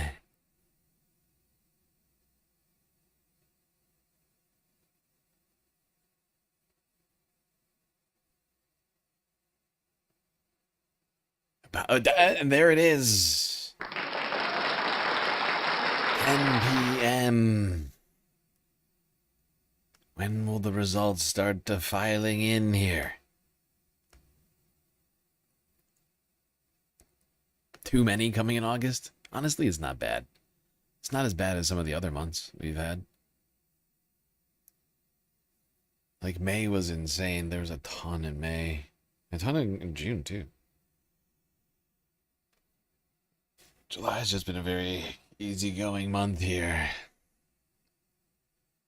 All right. The no contest races have already been called.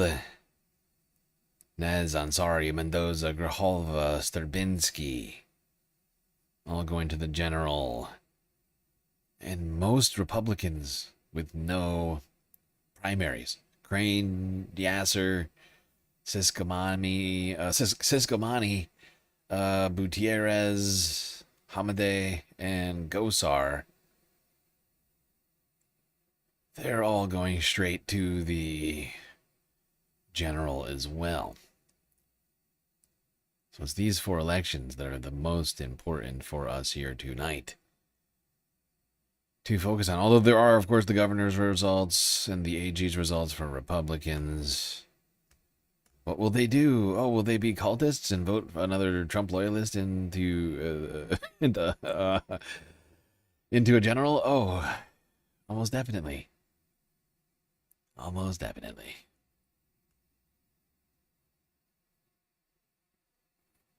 Well, I'm waiting for the Fox 10 Phoenix coverage to start. It's 10:01, 10:02. They still haven't started it. Very rude.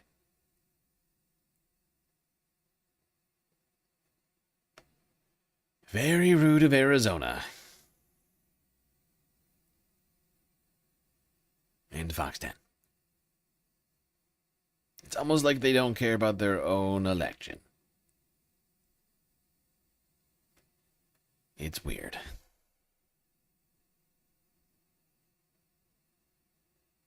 It's weird. Do I have Connecticut on there in September? I'm pretty sure.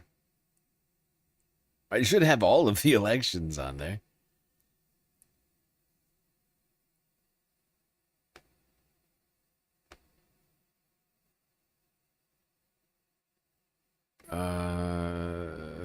Connecticut's August. It says Connecticut is August 11th.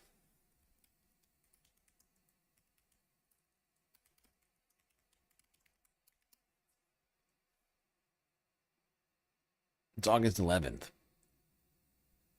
Connecticut's primary day is August 11th. Not September. Oh, Massachusetts. Yes. We have Massachusetts.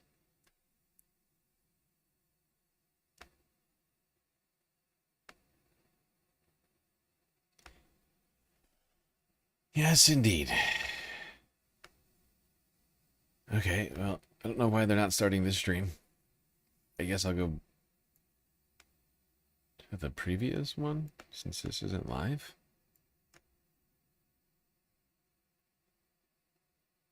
And David Schweikert is leaving Congressional District 1 to run for governor, so that does leave an open seat. Yeah, that seat has not been open for quite a while. He's been in Congress since 2011. A wide open race now that began after he announced his gubernatorial campaign in September of last year. Let's take a look at that District 1 map. It does cover parts of North and Central Phoenix, Scottsdale, along with Cave Creek and Fountain Hills. It is a district with a lot of high-income homes and highly educated people. And Nicole Christine is live tonight with more on that fight for the District 1 seat. Nicole, we sure know that a lot of money has been spent on that fight so far. Yeah, that's right, Mark and Ellen. So we do know that this was the second most expensive in terms of ad money that was spent on a campaign, or rather an overall race in the state, behind the governor's race. 7 candidates, 4 Democrats, 3 GOP people who are just waiting for that opportunity after tonight to take each other on in November. And man, there is a big seat in the House of Representatives that could decide the balance of power up for grabs. Let's take a look at the lineup for tonight. Democrats hoping to flip the seat include former Arizona State Rep Amish Shaw. Now, Shaw lost to Schweikert last go-around by less than 5% of the vote. It was a close race. He beat out Marlene Galan Woods in that primary. She's a former broadcast journalist who is once again running against Shaw for this seat. She's a former Republican who now has the endorsement of the Democratic Congressional Campaign Committee, along with the endorsement of Attorney General. Do you see what I mean about my choices in this race? Like, some of these races were tough for me to figure out who to pick. I picked the Republican backed by the DNC in Marlene Galan Woods. No, I don't do that.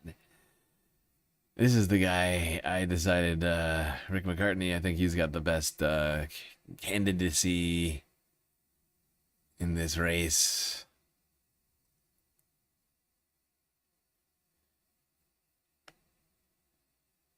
But there's some slim pickings out there in some of these races that I've been going through. I don't mean just in Arizona either. I just mean broadly speaking. Like, I'm just talking about, like, when people hear me complain about having no good choices and having to make a decision, this is what I mean sometimes. Where you got, like, a Republican-backed, a DNC-backed former Republican going up against a guy who couldn't beat a Republican. It just, you know. Journalist who is once again running against Shaw for this seat. She's a former Republican who now has the endorsement of the Democratic Congressional Campaign Committee, along with the endorsement of Attorney General Chris Mays and Senator Mark Kelly. Rick McCartney and Jonathan Treble round out the Democratic ticket. And then over on the GOP side, former state rep Joseph Chaplick facing off against former Arizona Cardinal Jay Feely and Global Tech CEO John Trabeau. Now, Feely is the lone GOP candidate with President Trump's formal endorsement. We caught up with him this morning at the Fountain Hills Community Center to hear both his thoughts on the overall race and how he differs from his other GOP opponents.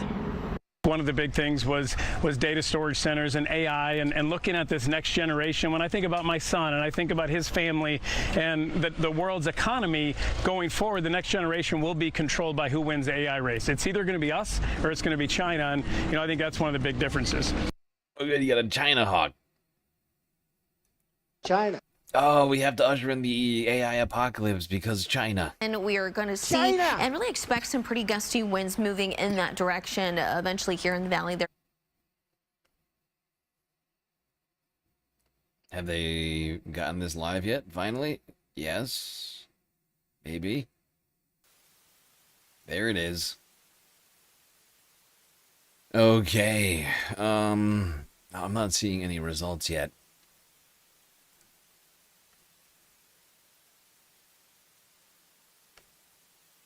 Here in Arizona, 0% counted across the board.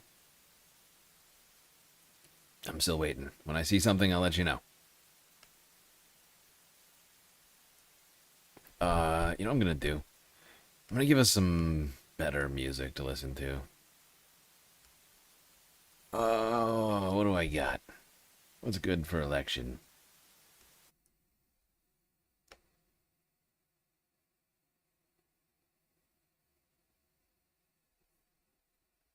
Look, it's Doge. Exactly. That's exactly what that was. That was Doge.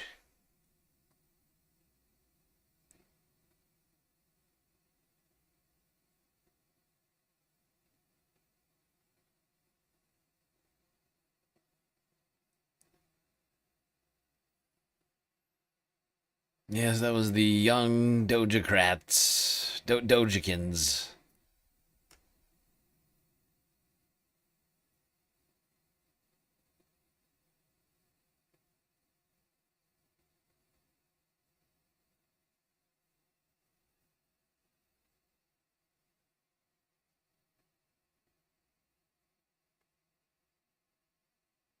It's called dissociation? What are you referring to? Who are you accused of having some sort of dissociative issue? Exactly.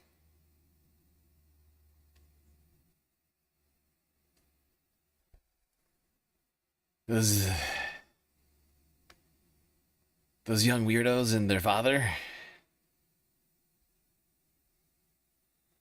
How rude. How rude.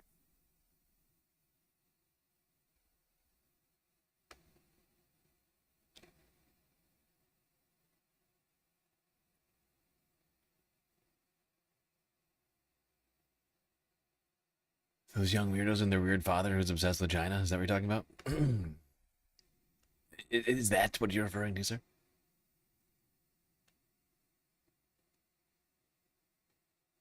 And/or ma'am? And/or non-binary mammal?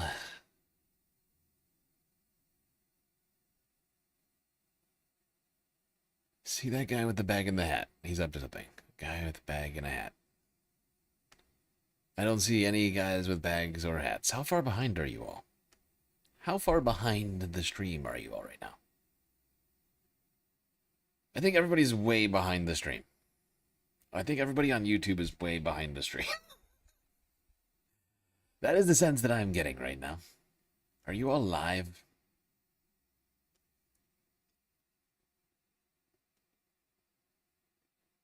Would you say you're live right now? Oh, I see who you're talking about. You're talking about this guy. Guy with the bag and the hat. Oh, very sus. Why the bag and why the hat? Oh, God. That 90-year-old elections worker. Why does he have a bag? Why does this guy have a bag? Oh, God. What's sus about that bag is I can see into it. Oh, God. Black frame. I see who you're all talking about now. Thankfully, we can see into the bag. Got a thermos. And looks like a hoodie or something.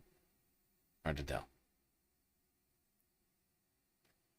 But as you can see here, people are counting the ballots.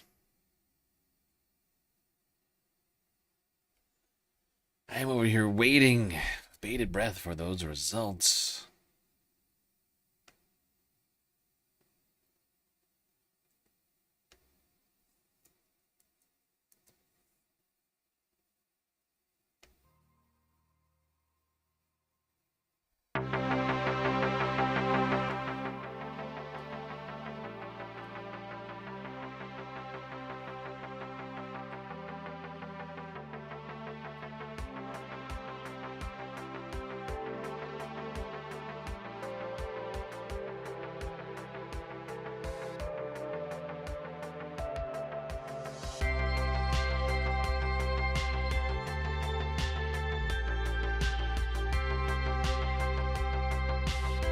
Okay, you know what's confusing to me?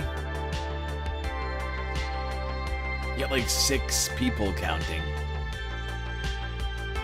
But like 60 tables. 60 tables, 3 tables are being used.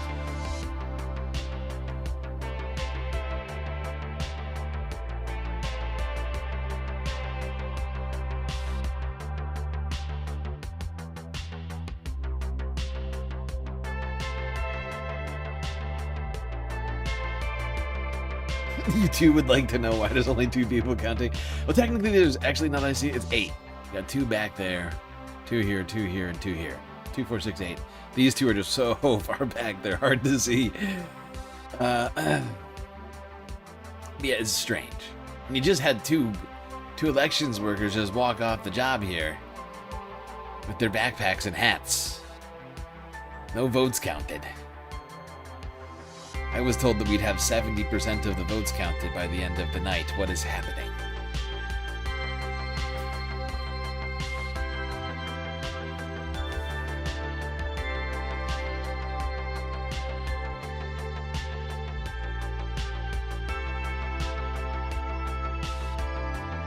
Got a new backpack and hat guy. Or is this the old backpack and hat guy? No, I think, yeah, that's the old backpack and hat guy. He's back.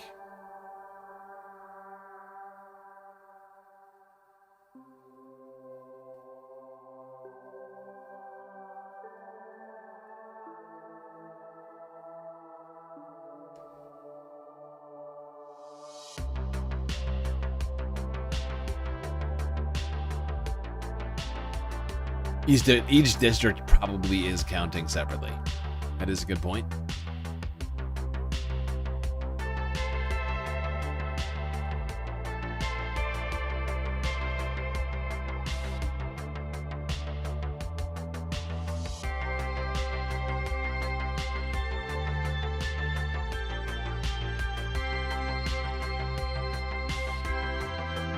Let's try to catch where they loop it. They're not looping it. They're not looping it. I think I know what you're talking about. You're looking at this in the bottom left-hand corner. It's not a loop. It's not a loop. It's a delay. It's a 35-second delay or something like that. Like if you look, it updates. Do you see it? It just updated again. It's 35. It's a 35-second delay. I think for like election, like privacy and security concerns, I think they just have a delay on it.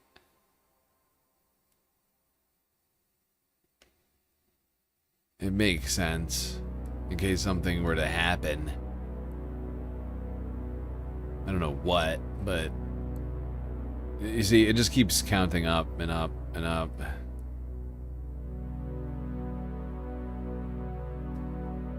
You're trying to build up a conspiracy theory over here? Oh, I'm sorry.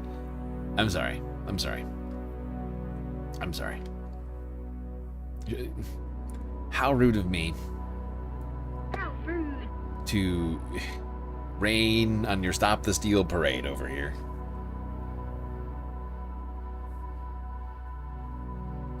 It's thoughtless. It was thoughtless and rude. And I apologize.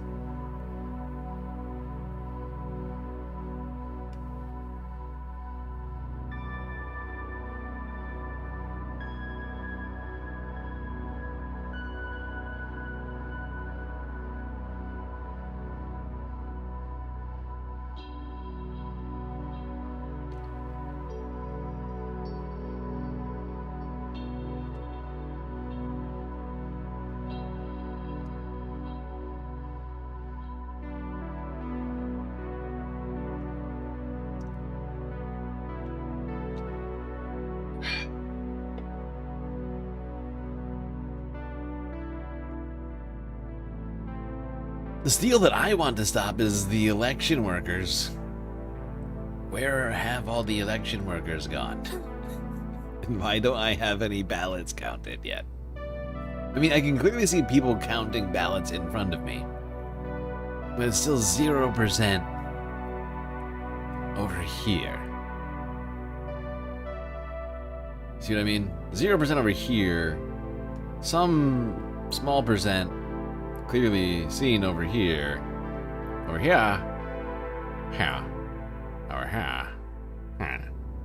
See what I'm saying? Not good. It's not good. What are we waiting on? Just stop with the suspense, for the love of God. Tell me these elections are going. I'm begging. Ice cream. Why are we talking about ice cream all of a sudden?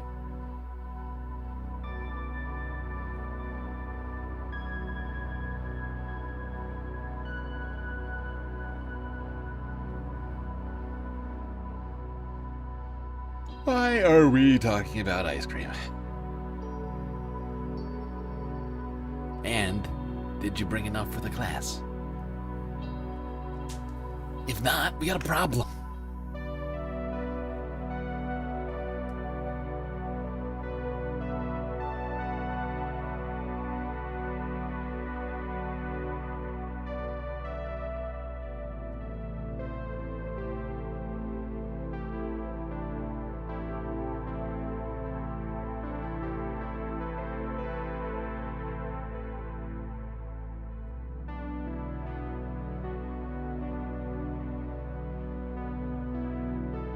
A cream soda. That is decidedly not ice cream. Still delicious, but completely different. That's not helping the situation. This isn't helping everybody having ice cream here. Does everybody not see the problem?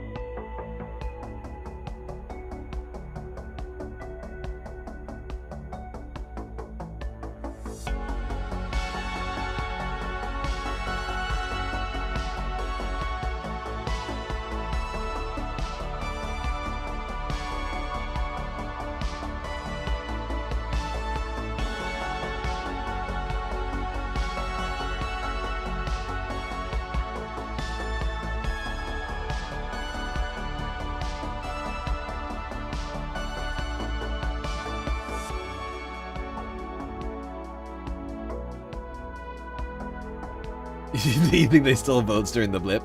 These guys? Have you seen how fast these election move? Have you seen how fast these election workers are moving? There is no way.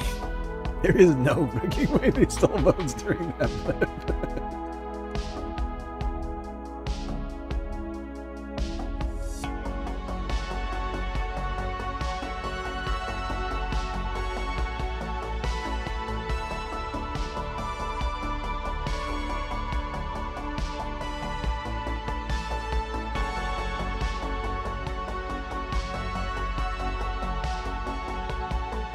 You think that's just for show? That's a ruse. They just seem slow. They're actually highly trained ninjas. Elections ninjas.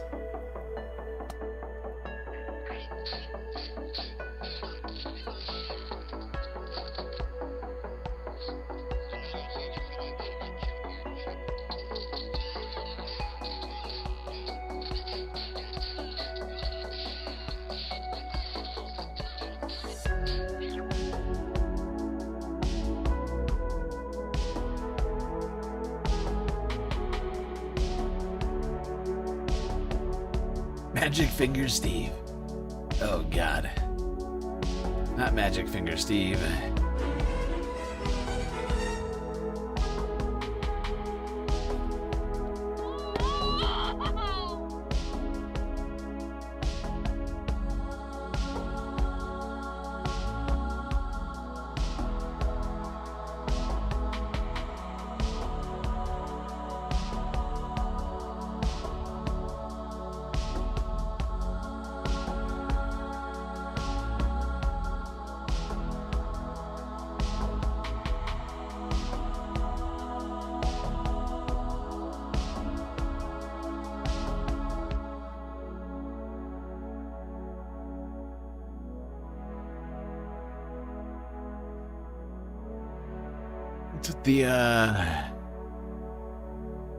What is the drama over NCC all of a sudden?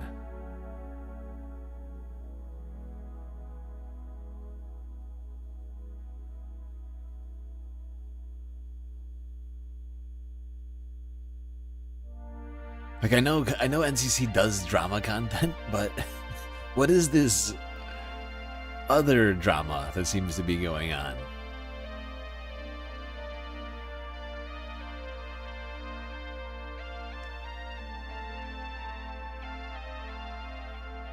Yeah, no, I didn't follow with.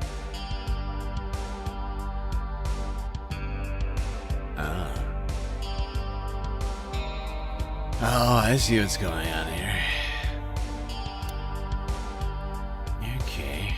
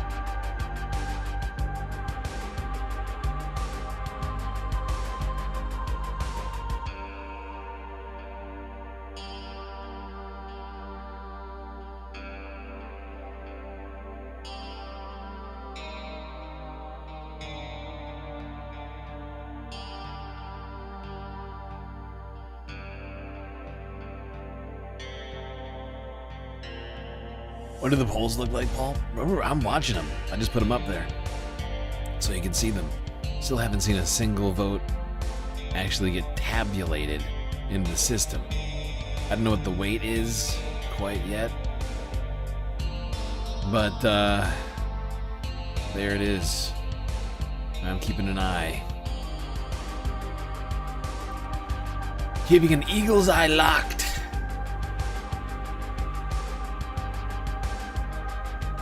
On these elections. Don't you worry. Pokemon, get on with it. Pokemon, get on with the polls. Yes.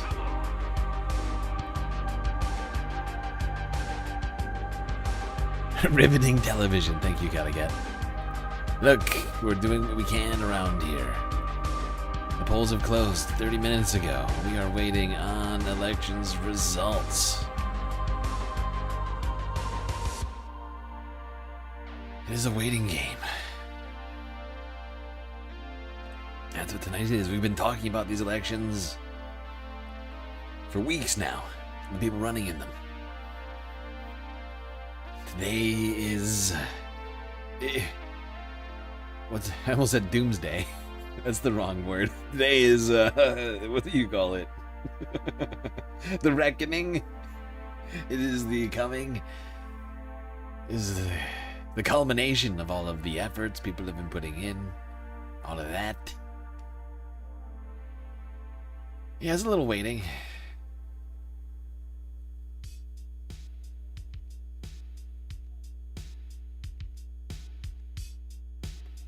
The music is making you sleepy? Don't do that.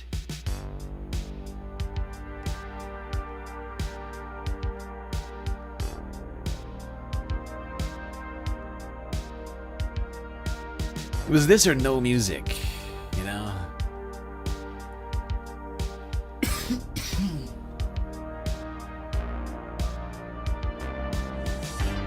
I went music. I felt better music than no music.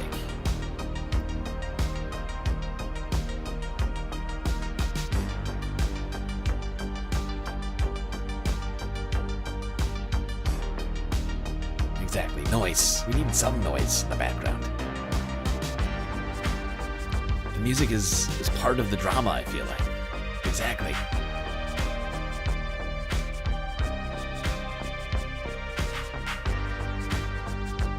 It's letting you know there's a pulse going on in the background. A drum beat. The drum beat of democracy.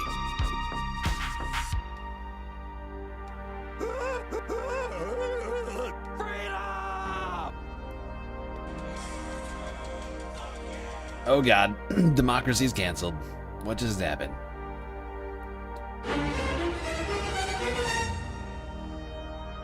Holy cow, Maricopa County.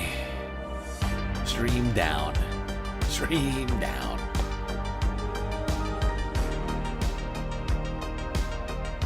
Can we give the volunteers nicknames? I support it. I support that, Boku. You give the nickname. You give them whatever nicknames you want, within reason. Nothing offensive.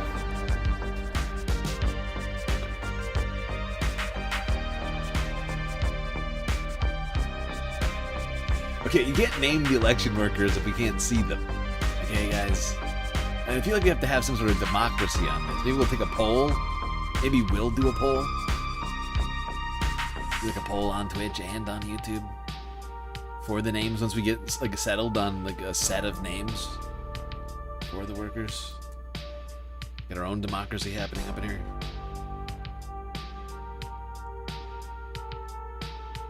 Watch it come back on. There's a bunch of ICE agents in here. It's not even funny right now. It's not even funny right now. It's not even, it's funny after the election. It's a funny joke after the election. If it happens now, it's a real crisis. Oh, God.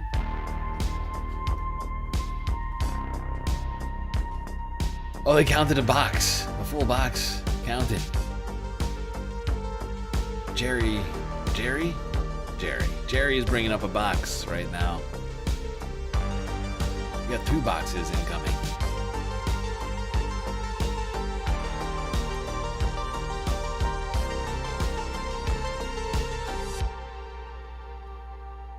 The drums of liberation. Exactly. Mabel. Yes, Mabel's done for the day. She's leaving. Mabel and Jerry.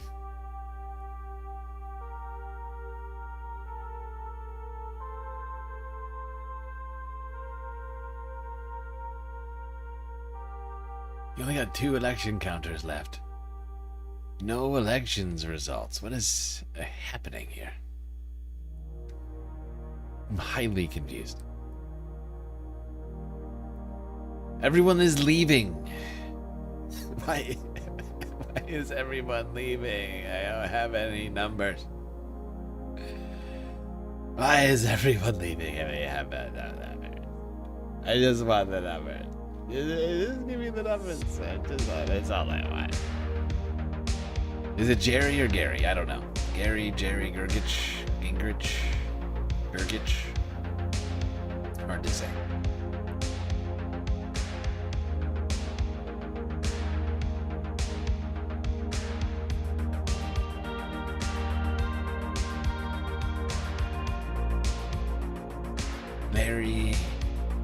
Larry Gergich.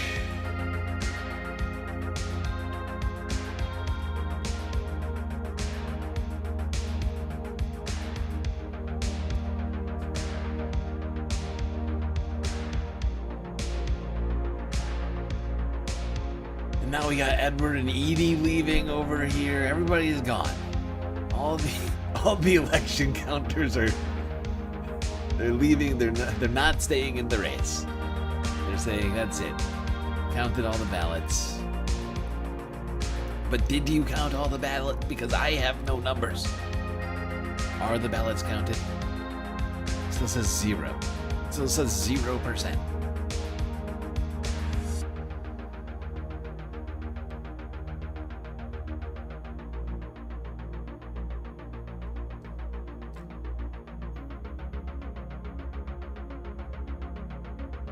Megastar 20 stream streak. That's a respectable streak. Oh, I think I saw a 150 stream streak the other day. I don't even know how that's possible. How you could be such a dedicated space fam that you don't miss a single streak for 150 streams in a row. How many streams have we even done on Twitch? It's less than YouTube.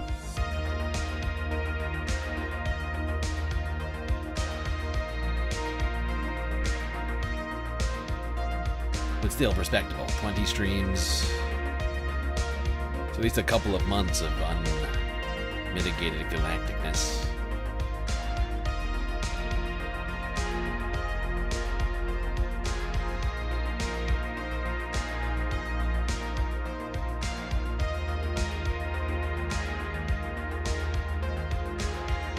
Well, I feel like my plans are being foiled. I could have sworn we were gonna have some numbers by now.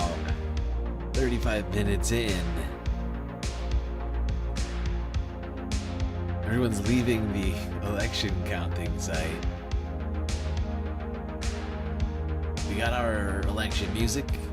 We got our election stream. We got our supposed election results. They all say 0%. I'm not giving up yet.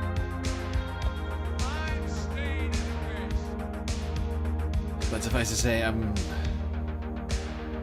stunned. Never give up. Never surrender.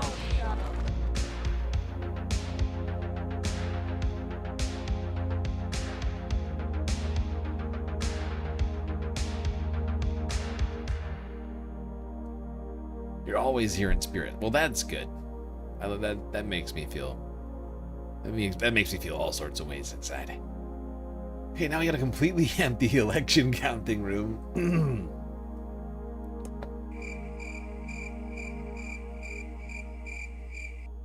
completely empty. Democracy done.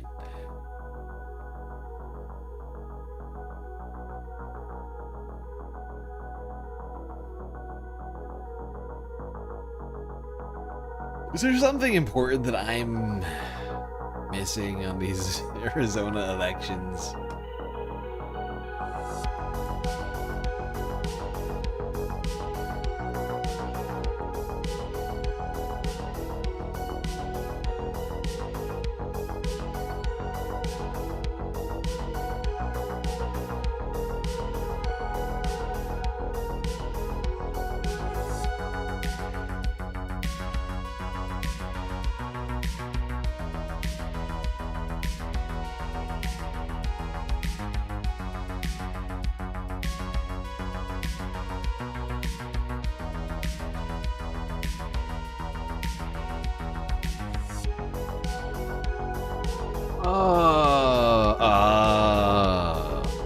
Oh, I found it. Did a little research. I'm on the Secretary of State's website here. And looky here. Counties will begin reporting election day results either an hour after polls. Why won't you let me... Whatever. Counties will begin reporting election day results either an hour after the polls close or once all election day results have been tabulated, whichever is earlier. So within 22 minutes, we're gonna start getting results. I just realized I foiled myself. So it looks like we're definitely gonna have results. I mean, if they're already done tabulating here in Maricopa, I think that's what county this is. I mean, they're already putting away the shelves. All the counters are packed up.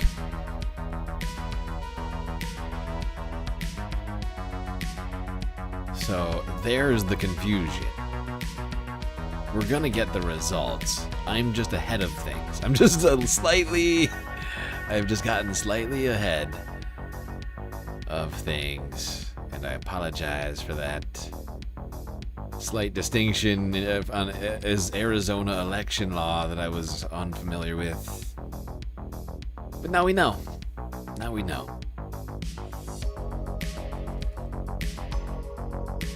Well, I guess you're getting a little bit of extra stream then today, Space Fams. Or at least we're going to be waiting longer to get the results, which has the unintended result of longer stream. Just a reminder, if you haven't already, hit that follow button on Twitch, subscribe on YouTube, hit that bell icon, like the like button too. And while you're at it, if you appreciate what we do around here, do consider contributing to the Galactic News Network in one of the many ways we have available to you. Still demonetized on YouTube, but you can donate on Twitch. It's Power Up subs, Gifted subs, Prime subs, Cash App, and PayPal donos. Throne, and of course the very best way to get most big benefits for your Earth dollars, Patreon. Links to all of these things in my bios on YouTube and Twitch. Not hard to find. The links are in fact very findable. Just go look on the channel.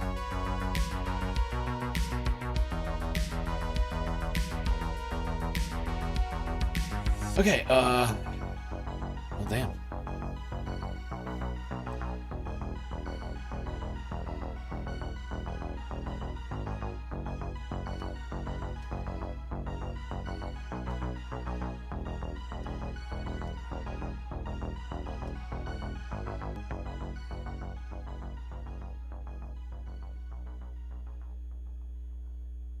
Just hang on The Office for a second here. I guess we can just watch this video of people walking around the election facilities, but I think that it looks like they've already counted all the ballots. Am I the only person that made that this looks like a breaking down of elections stuff? Look, she's picking up all of the different... See what I'm saying? Like, they're tabulating. They're about to get tabulating, hard. They've already gone through these things. Yeah, maybe we should watch it. Might as well just watch it. It doesn't really improve the content to go back to The Office.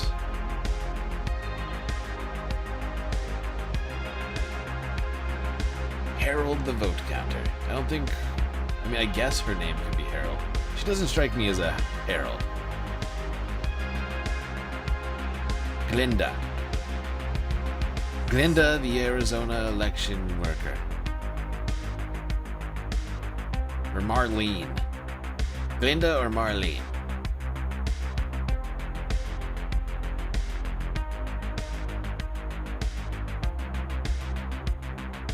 What if she's a GNN viewer? What if she is a GNN viewer? That would be fascinating. Glinda, do you watch GNN? And is your name Glinda?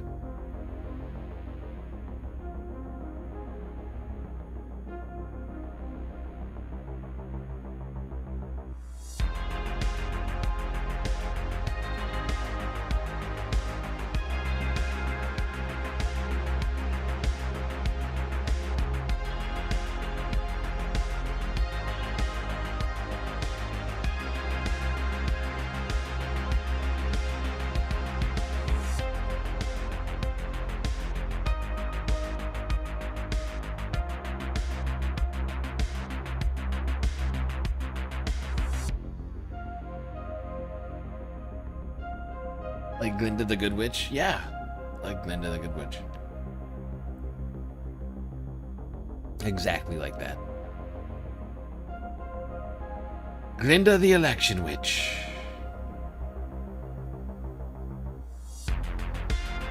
Maybe she'll give us some ruby red democracy slippers. Oh wait, that's bad in this case. Sapphire blue election slippers.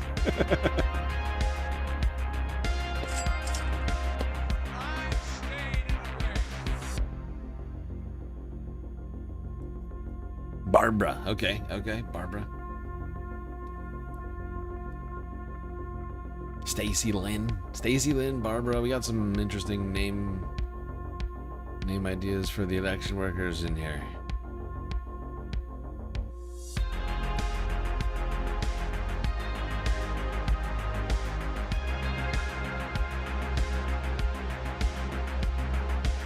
All right, the new countdown is on. Got 16 minutes. Start getting elections results.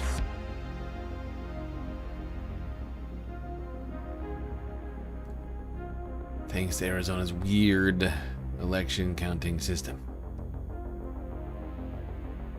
I expect there to be a massive flood of votes in about 15 minutes here. And a lot of results.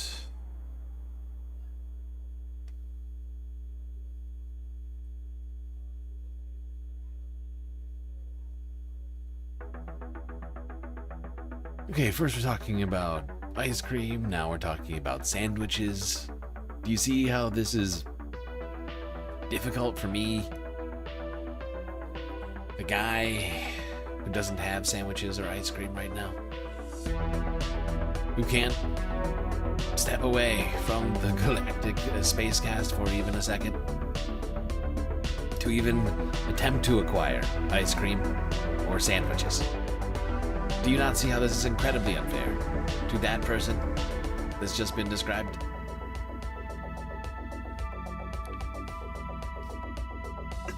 That guy is having a bad time hearing about all those sandwiches, the ice cream.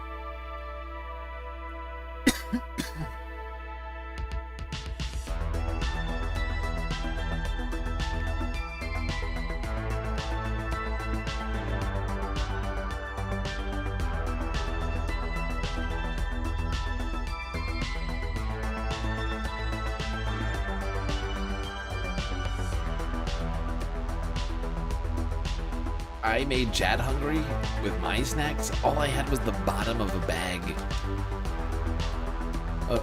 I had the bottom of a bag of snack mix. Okay?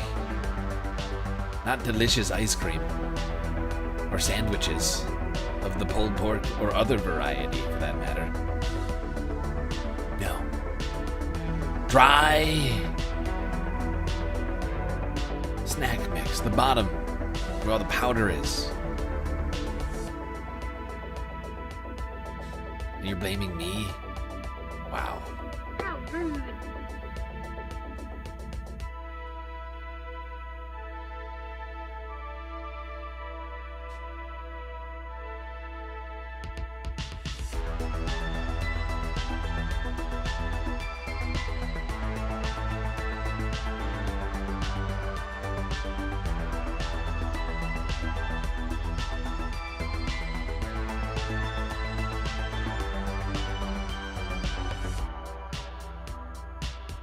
Is there a particular candidate that I'm rooting for? Yes, Cassandra. Yes. Mentioned it a few times, but there's multiple candidates that we're rooting for. We're of course glad that Yasmin Ansari and Adelita Grijalva are going straight through to the general, and their race is in the 3rd and the 7th. Rick McCartney is our preferred candidate in the 1st. Kai Newkirk in the 4th. Elizabeth Lee in the 5th. And Raymond Keeler in the 8th. Around here, we cover all the elections, no matter what. I have to say, we have been doing this now for a while. You look new. I don't think I've seen you before. But we've been covering all of the primary elections, as you can see here.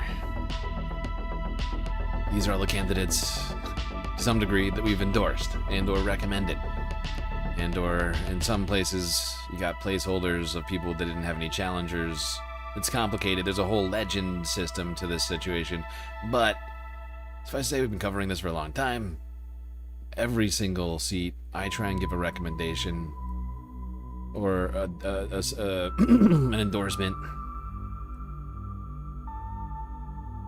Still working on the rest of the states. Ahead of us, Kansas, Michigan, Missouri, Washington, Virginia are the next ones to come up. But yeah, we got all sorts of preferred outcomes we're waiting on. 12 minutes left, by the way.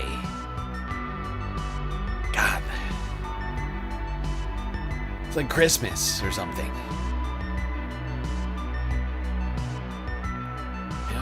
It's like the seconds are passing by so slowly. When will we get the results? Who do I want to win the first? Rick McCartney, I think, is the best candidate in this 4-person race.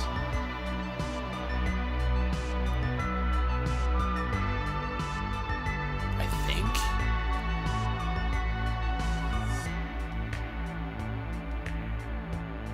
He did say he wants to abolish ICE.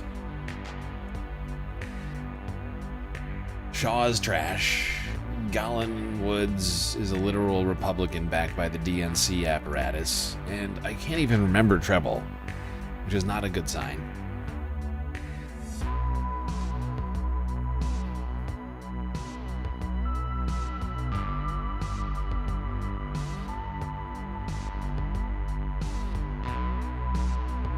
Actually, I take it back. He's got an okay platform, I think.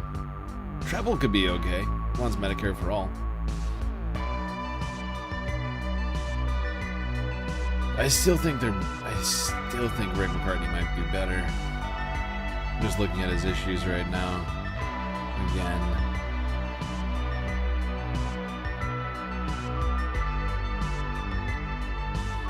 Did this guy enter the race? I'm trying to remember.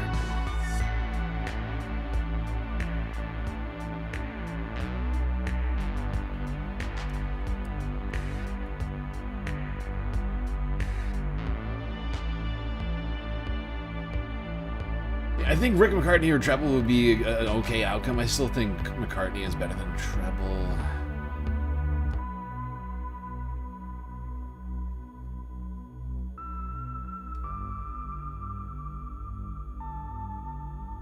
fact is, the DNC has been spending against McCartney.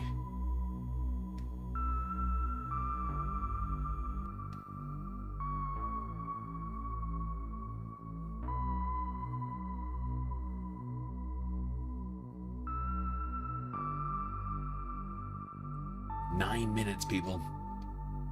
9 freaking minutes.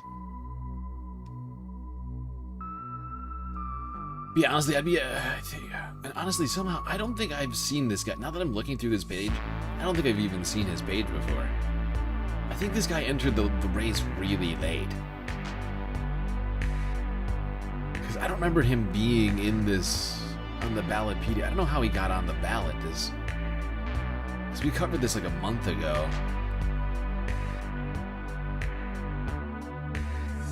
I don't remember him being on the ballot. He's got a decent ballot. This Treble guy, this Jonathan Treble guy, has an honestly decent policy platform. I just have not at all interrogated any of this. It's weird. I feel like I need to look into this, like how this got by me.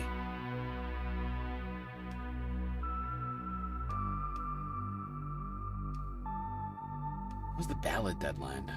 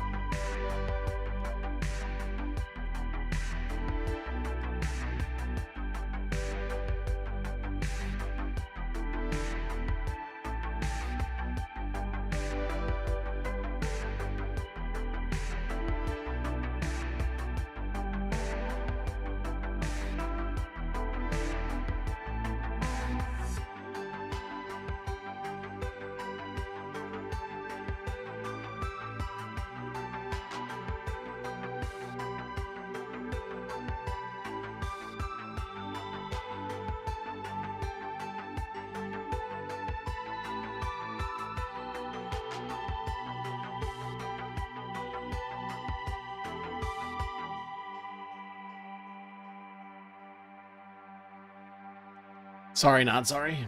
Wait, what? Sorry, not sorry. You don't have to apologize. It's fine.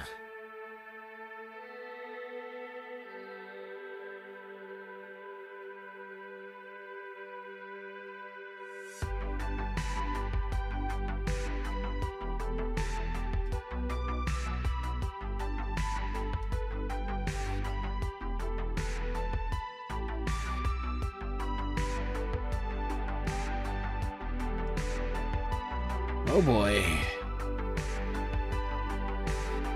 Results coming in soon, people.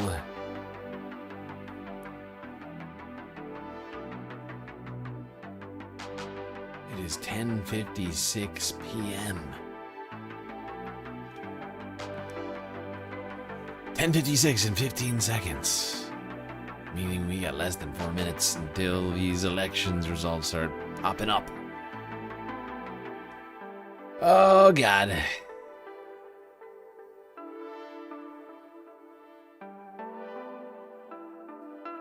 Now we're talking about gummy candies, delicious foods.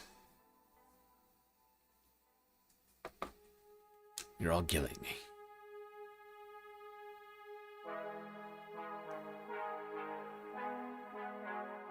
It's fine, because I'm not actually doing a regular stream tonight after this, so once this is over, I can make myself food, human food, with my hands. Down on Earth.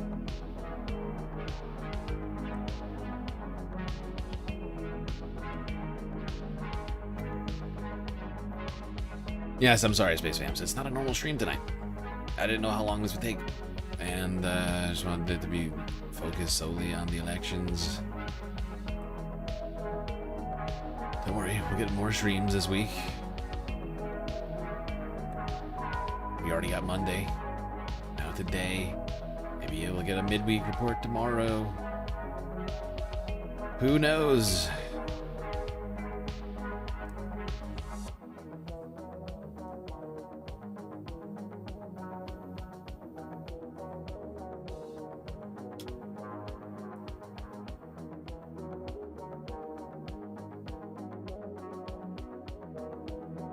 Got 10 days left to the end of July.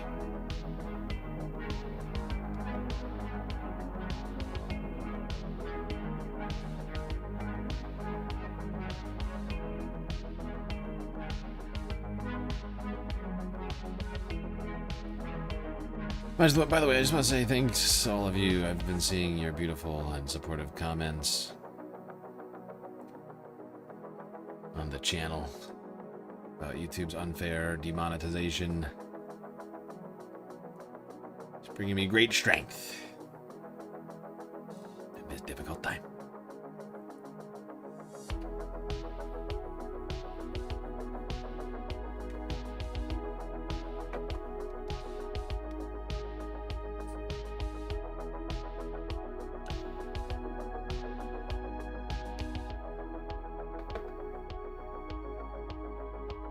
Yeah, final countdown. 1 minute.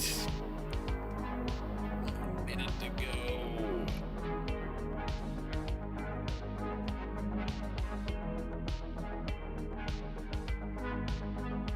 Come on, baby. Daddy needs a new representative.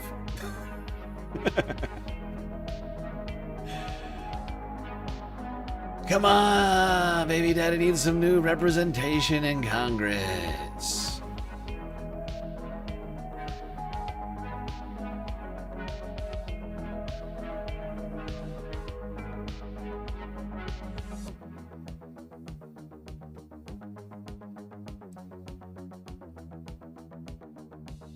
He's probably just low blood sugar, you think?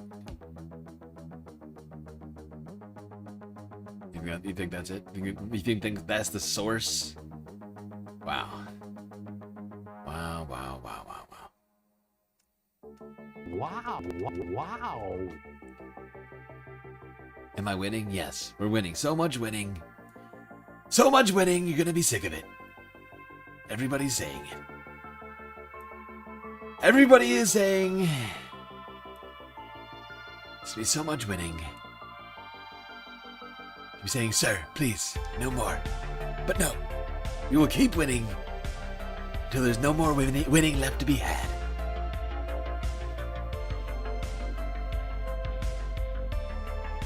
$11 p.m.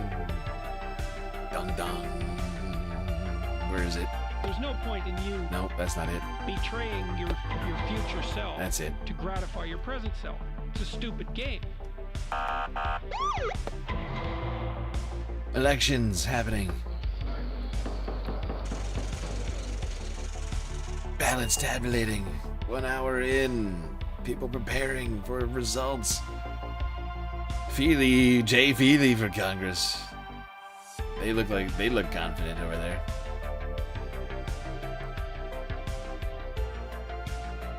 No result yet, Feely.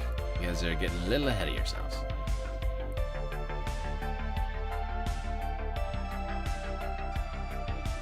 Mama needs a new system of government. Exactly. Konami, you get it.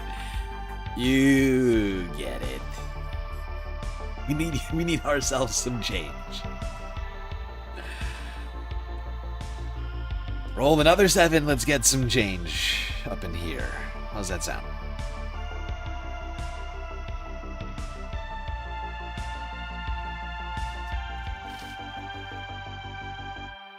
Is Jordan B. Peterson still alive? Honestly, I don't know. Yeah, and where are those suits?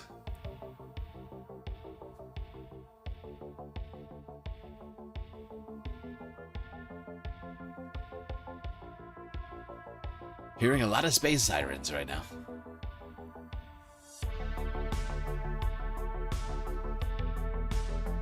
Hearing a lot of space sirens out there. Must be crimes. Oh shit, we're getting... oh god, we're getting results. Oh no. Oh boy. Alright, Elizabeth Lee is leading right now. District 5 by 40%. Raymond Keeler, though, is back by 30%. Kai Newkirk, behind by 37% right now with 76% of the vote in. That's horrifying. And Treble and McCartney both 3rd and 4th place in District 1. Wah, wah.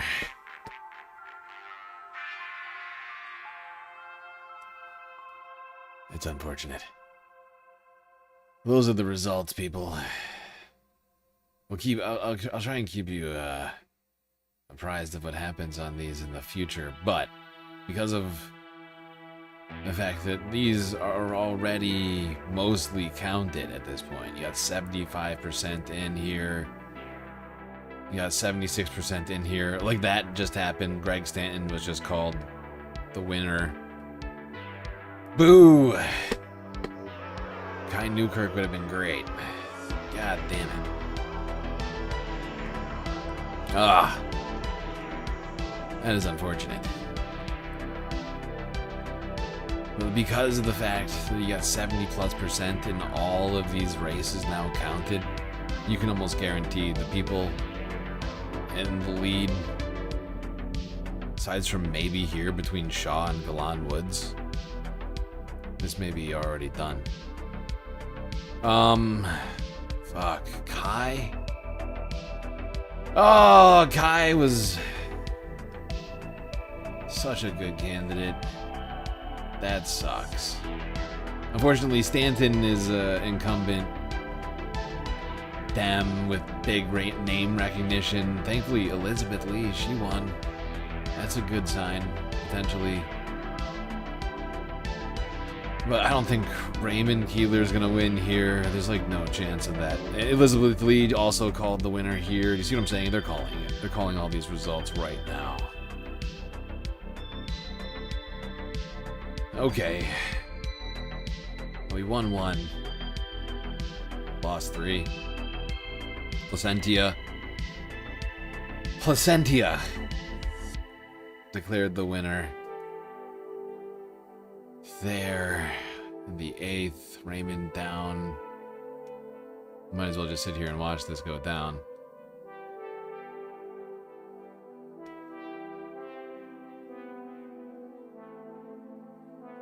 And actually, let me look. Yeah, I guess Rick McCartney is all that's left, and Rick has got no chance right now. Rick's got no chance, 8.4%. Even if he and Treble had combined their votes, they had similar policy platforms. Wouldn't have changed it. Damn.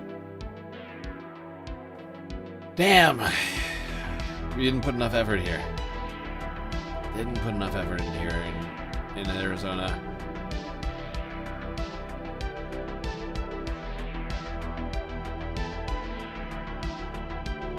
But we got at least one win.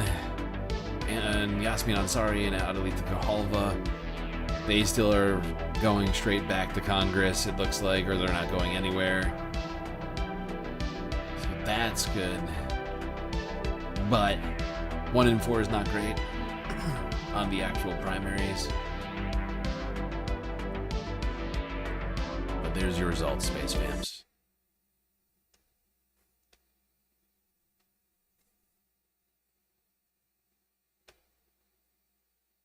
Okay.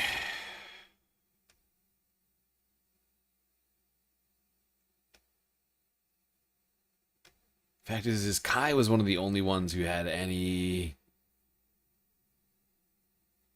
like, had done like any real like media push that had even like hit like you know, like the regular feed. Like I saw him like on Majority Report and on Breaking Points and on like some stuff like that. Still wasn't enough to beat Stanton, unfortunately. That one's the biggest disappointment for me. Is Newkirk. Big time. Raymond Keeler, I wasn't even slightly invested in him. And Rick was sort of, like I was saying, he was, you know, he was like halfway great, halfway mediocre. And Newkirk was really the one. Unfortunately, he just couldn't get over the finish line on that race. But we still got plenty of seats left to fill here, Space Fams. And as some of you have already seen, I gotta do more clipping on this shit. I gotta like quadruple down my efforts. And we need everybody else on board on this shit. We got Kansas, Michigan, Missouri, Washington, and Virginia. First week of August. That's 2 weeks from today. I need help. They need help.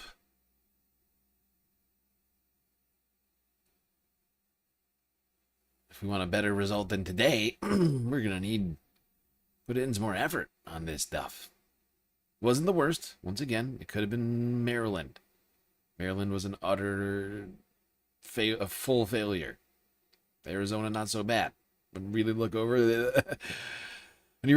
it, it could be worse.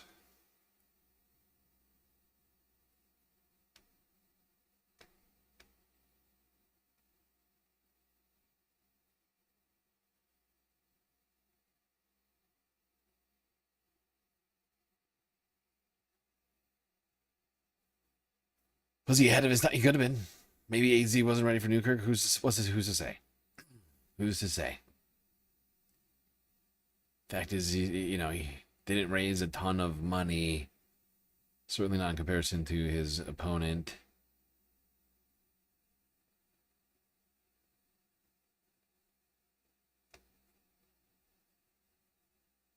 Anyway, Space Fams, I hope you all enjoyed our galactic coverage of Arizona's primary day here. Still got a bunch more primaries for us to cover, of course, and I will be doing all the regular streams this week as well.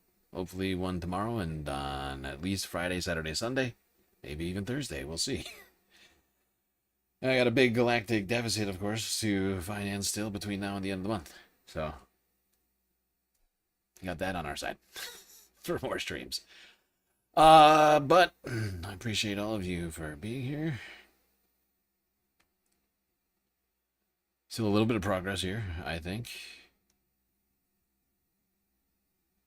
And never give up. Never surrender. Never give up. Never surrender. Oh, shut up. Never give up, never surrender, Space Fams. Do we do a Galactic After stream? Is that of necessity?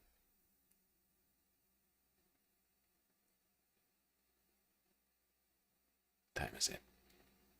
11:10. Yeah, why not? Why not? You deserve it.